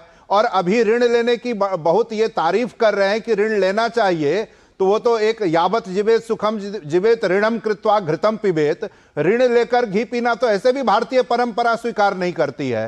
और अभी जिस वो 100% की बात ये कर रहे थे कि वहां तक लेने में कोई दिक्कत नहीं, लगातार आपने हाल में इंडियन एक्सप्रेस के कई आंकड़े देखे होंगे, उन्होंने ये बताया है कि लगातार भारत के ऊपर, भारत सरकार के ऊपर और राज्य सरकारों के ऊपर लगातार डेट बढ़ता जा रहा है, ऋण बढ़ता जा रहा है। इसका मतलब पूरे भारत का जो प्रति व्यक्ति ऋण है वो लगातार बढ़ता जा रहा है, तो इसको अच्छे अर्थव्यवस्था का संकेतक तो नहीं माना जा सकता। ठीक है, तो मुझे लगता है कि ये जो इन लोगों ने श्वेत पत्र जारी किया, ये बहुत अच्छा हुआ कि देश की जनता के सामने इनकी वास्तविकता खुल के आएगी कि अर्थव्यवस्था को किस तरह से इन्होंने पूरी तरह से तहस नहस कर दिया है। और ये काम कांग्रेस पार्टी बिल्कुल आंकड़ों के साथ आकर देश की जनता को बताएगी। आपको विश्वास हो या ना हो, लेकिन मुझे कम से कम प्रधानमंत्री पर पूरा भरोसा है और प्रधानमंत्री ने आंकड़ों पर, पूरे आंकड़ों पर नजरअंदाज सब चीजों को करते हुए आंकड़ों पर बात की थी और आंकड़े ही उन्होंने राज्यसभा में भी दिखाए थे, लोकसभा में भी दिखाए थे, चाहे वो PSUs की बात हो, आप जिस मुद्रास्फीति की बात कर रहे हैं इस पर भी।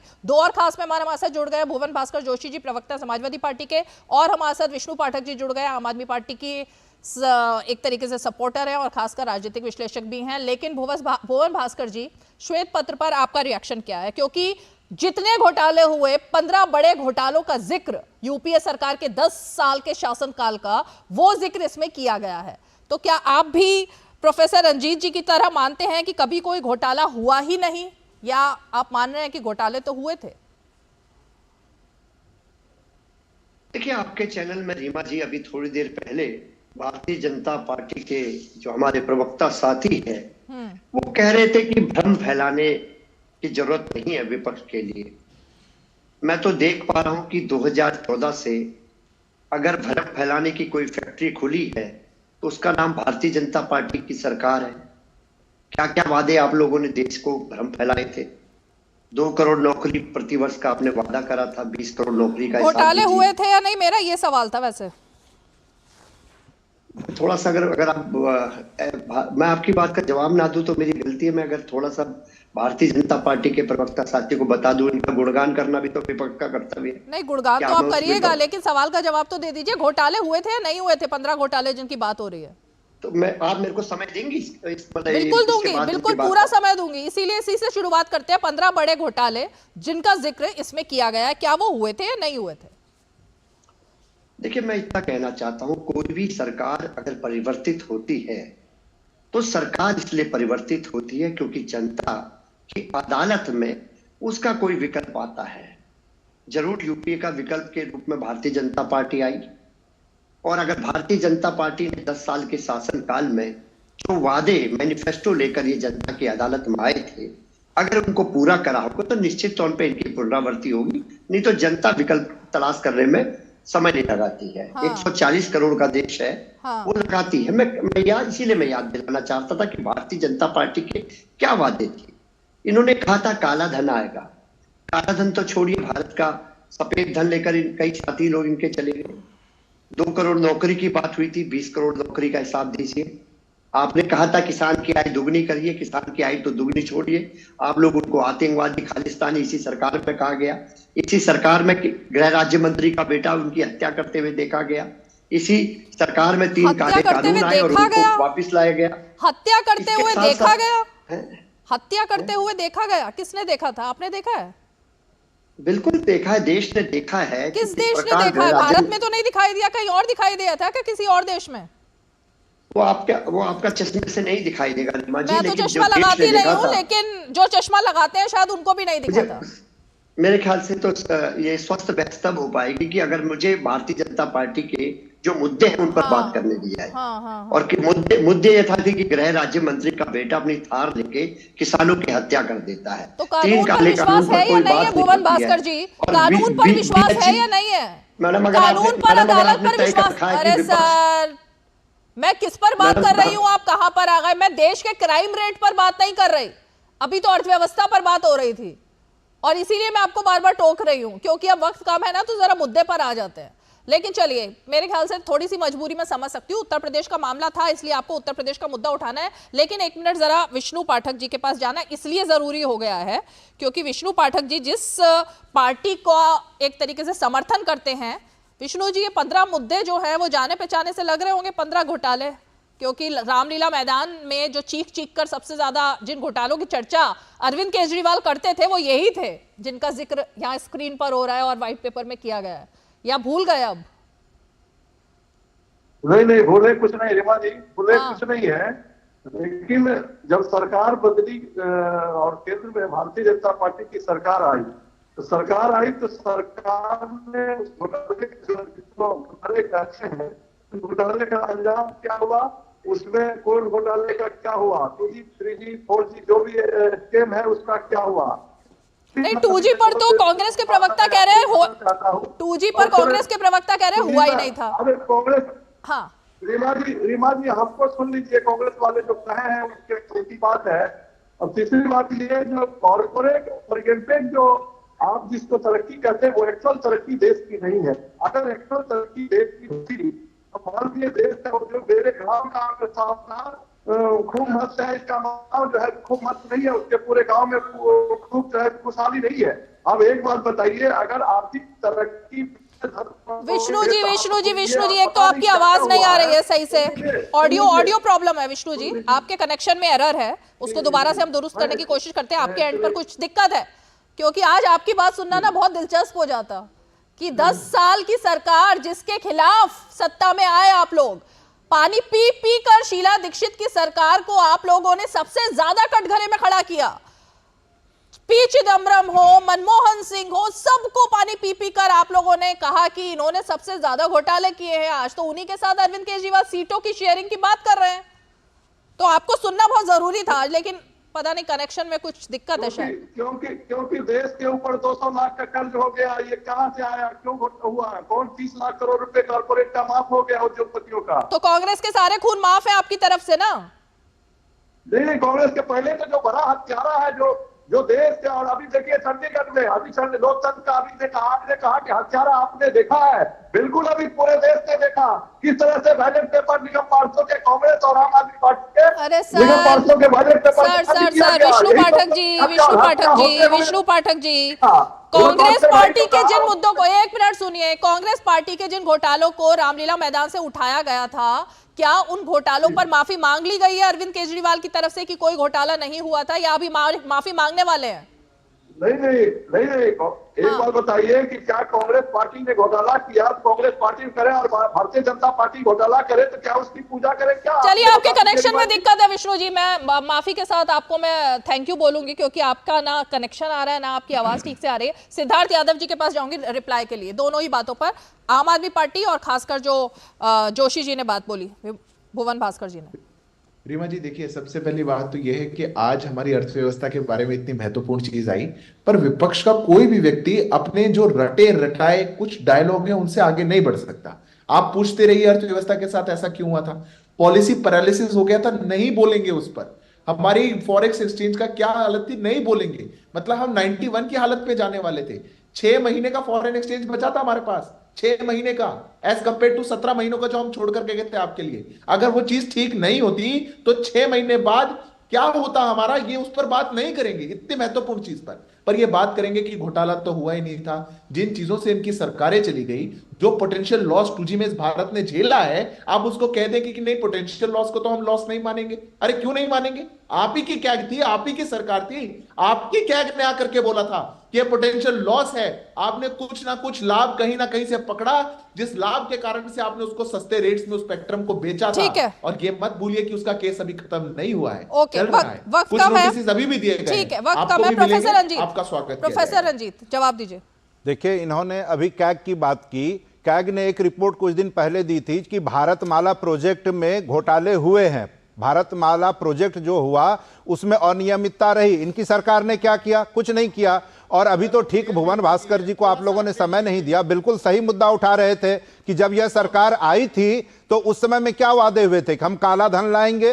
काला धन तो ठीक इन्होंने कहा कि देश का सफेद धन भी इनके साथी लोग लेकर भाग गए और उनको ये आज तक वापस नहीं ले आए हैं। भुवन भास्कर जी उसके अलावा आप देखेंगे, नहीं आपको ध्यान होगा कि मुख्य मुद्दा था कि 15 लाख रुपए सभी के खाते में आएंगे। क्या आ गए किसी के खाते में? क्या ये जो भाजपा के प्रवक्ता हैं इनके खाते में आए क्या? 2014 के बाद 2019 का चुनाव भी आया था रंजीत जी। और आप ये देखिए 2019 के चुनाव में फिर से बीजेपी की जीत हुई। अगर जनता के बीच में जो आप बोल रहे हैं ये मुद्दा क्लिक किया होता तो 2019 में सरकार बदल चुकी होती, लेकिन नहीं बदली। उसके पीछे कोई वजह होगी ना। और उसी दल के राष्ट्रीय अध्यक्ष कहते ये तो हमारा चुनावी जुमला था। तो क्या ये भारतीय जनता पार्टी भारतीय जुमला पार्टी बन गई है? इसका जवाब तो इनको देना पड़ेगा जनता को। बड़ा अच्छा लगता है कि आपने भुवन भास्कर जी की एक बात तो पकड़ ली जो आपके फेवर वाली थी। दूसरी बात जो उन्होंने कही कि कुछ बातें होंगी उसी की वजह से 2014 में सरकार बदली जनता ने, वो बात नहीं पकड़ी आपने घोटालों को लेकर। ये वही प्रोपेगेंडा था जो कांग्रेस के खिलाफ लोगों ने चलाया। और उस तरह के 2G घोटाले जिसको सर्वोच्च न्यायालय ने भी कहा कि इस तरह के कोई घोटाले ही नहीं हुए, उस पर हमारी सरकार सीएजी की रिपोर्ट आपके टर्म में क्या कहती है उस पर बात नहीं होगी। अब सीएजी की रिपोर्ट क्या कह रही है उस पर आपको बात करनी है। तो ये आप जो पिक एंड चूज करते हैं ना सर, वो थोड़ा सा जनता भी देखती है उसको। जल्दी से क्विक रिप्लाई, उसके बाद रामकृपाल। देखिए सीएजी की रिपोर्ट ने बिल्कुल साफ साफ कहा है कि भारतमाला प्रोजेक्ट में अनियमितता रही और कई गुना उसकी लागत बढ़ी। उस पर सरकार ने क्यों नहीं कुछ किया? क्यों नहीं उस पर बात हो रही है? क्योंकि उस पर बात करेंगे तो सरकार की तौहीन होगी। भाई जो वास्तविकता है उसे तो देश के समक्ष रखना चाहिए। रामकृपाल जी, वो एक कहावत है ना कि अगर कबूतर बिल्ली सामने हो और कबूतर आंख बंद कर ले उससे उसका खतरा नहीं टल जाता। तो ये कुछ ऐसा ही हो रहा है ना कि असली बातों पर से हट करके हम सिर्फ कुछ पॉइंटेड बातों पर ही बात कर रहे हैं। रीमा जी, आज का टॉपिक था श्वेत पत्र जो भी आया है, कांग्रेस का काला पत्र या जो भी कह लीजिए। श्वेत पत्र का मतलब ये होता है कि जो आंकड़े हैं जिनको झुठलाया नहीं जा सकता, जो सरकारी आंकड़े हैं वो 2004 से 2014 और 14 से 24 के, वे दोनों सामने रखे गए। अभी आपके स्क्रीन पर चल रहा था यूपीए के 10 साल में इन्फ्लेशन का रेट मिनिमम जो था 8.2% था ओवरऑल। बीजेपी का जो रहा है 10 साल का वो 5% आया है। अभी आपके फ्लैश चला है सर, वक्त तो बात इस पे होनी चाहिए थी कि भाई 8% आपका रहा, 5% बीजेपी का था। तो कम से कम इस बात को स्वीकार कीजिए कि महंगाई की बात आज नहीं है। कांग्रेस के रिजीम में, यूपीए के रिजीम में महंगाई ज्यादा थी। ठीक है, ठीक है, आंकड़ों पर बात होनी चाहिए। ओके, बहुत बहुत शुक्रिया आप सभी खास मेहमान हमारे साथ 5 की पंचायत में जुड़े। और आज हालांकि मुद्दे कुछ और भी थे जो बड़े थे, जिन्होंने राजनीति को हिलाकर रख दिया, उस पर भी चर्चा करनी थी। लेकिन ये मुद्दा तो ऐसा मुद्दा सामने आया है जिस पर लग रहा है कि 2024 का जो चुनाव है उसकी कहीं ना कहीं से नींव रख दी गई है, क्योंकि आंकड़ों पर अब बात होगी, आर्थिक स्थिति पर अब बात होगी और हवाई जो बातें की जाती रही है ना, उनका जवाब आज का ये श्वेत पत्र। चलिए 5 की पंचायत में आज इतना ही, कल फिर होगी मुलाकात। तब तक के लिए हमें दीजिए इजाजत। नमस्कार।